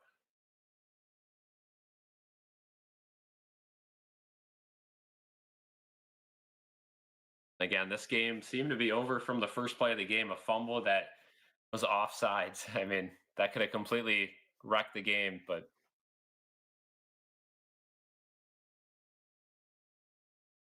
3rd and goal. Can they force a turnover or block another kick?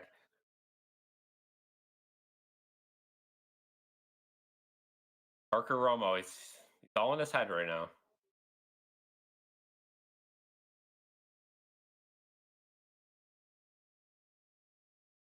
They're at the 15.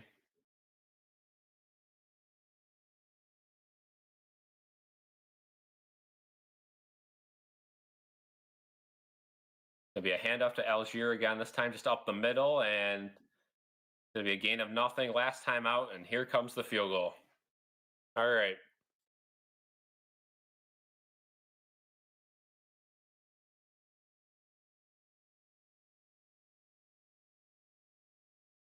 Can we get another block?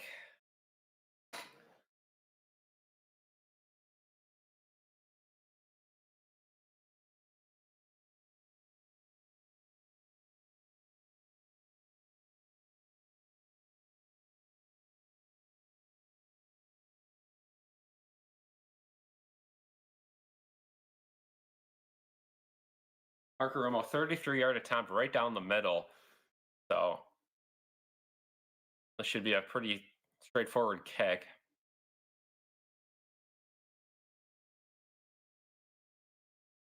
Snap, hold, kick this time up and good.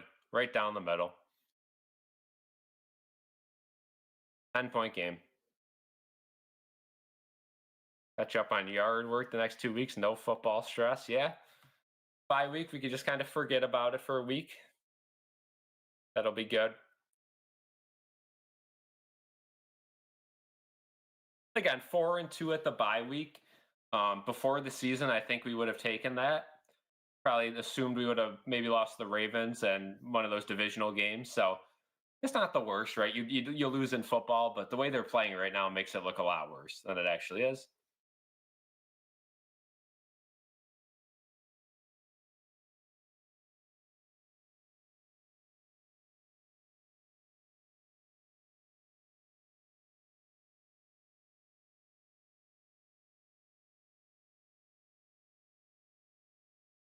Got to rest up. Got to get healthy this next week.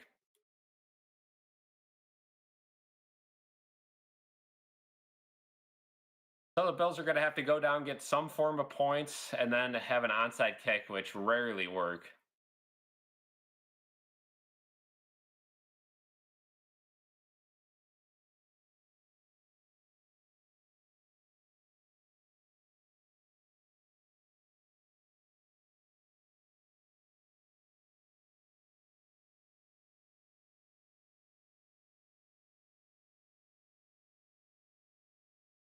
Codrington's going to take it from the 5,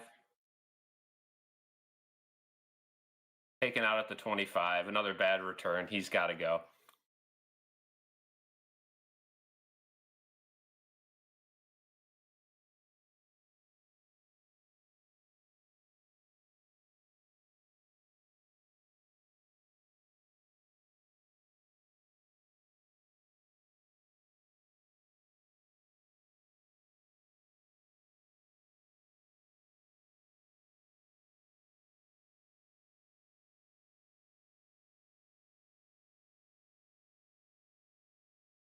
Right at the 30, they marked it.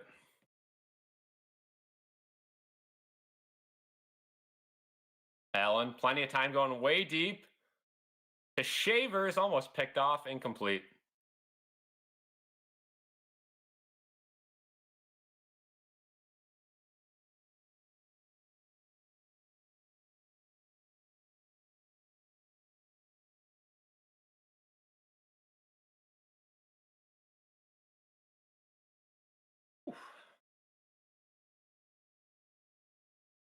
Defense played a little better in the second half. Yeah, again, the offense just let us down tonight for sure.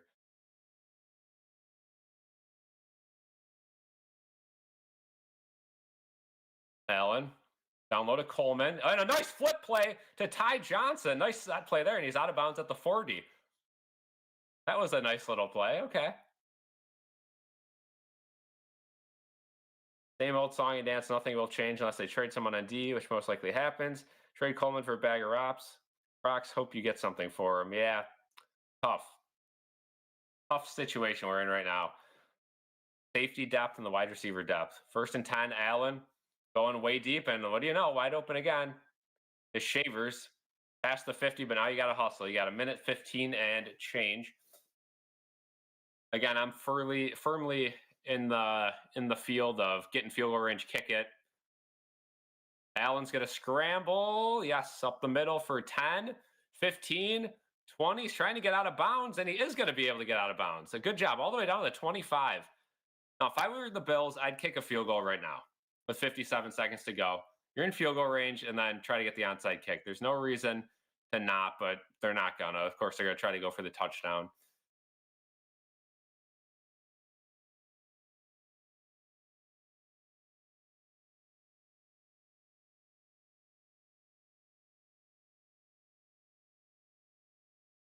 First and 10, I don't know why you're not kicking the field goal now.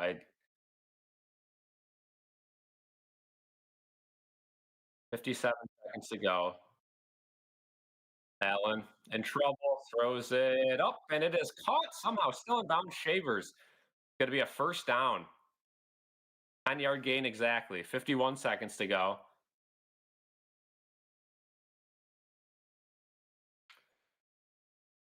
All the way to the 16-yard line.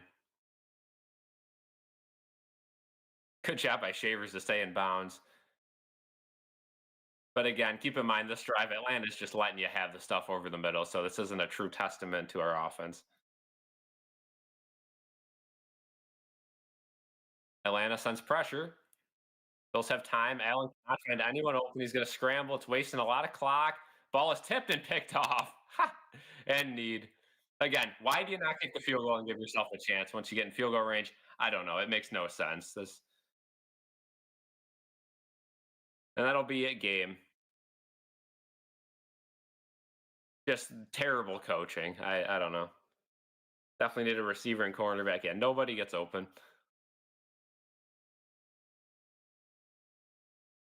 24-14.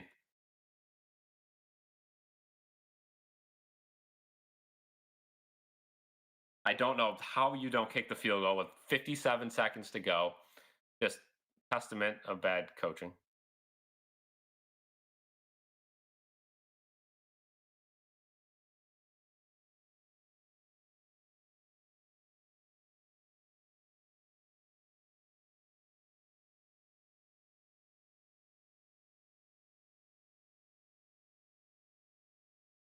The Falcons need the next game, 24-14. That'll end it.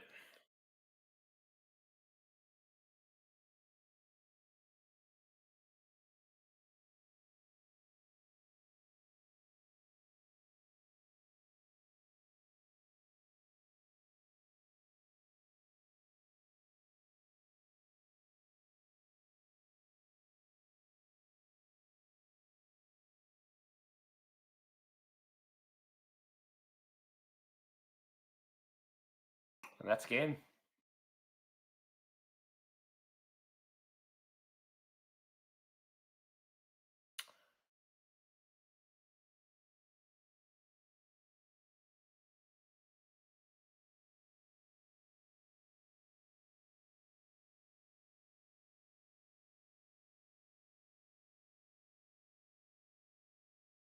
That'll do it. We'll end this YouTube stream now. I'm going to record a reaction. It'll be out later or tomorrow. Thank you guys for watching the stream. We'll be back Wednesday for the Sabres. Peace out.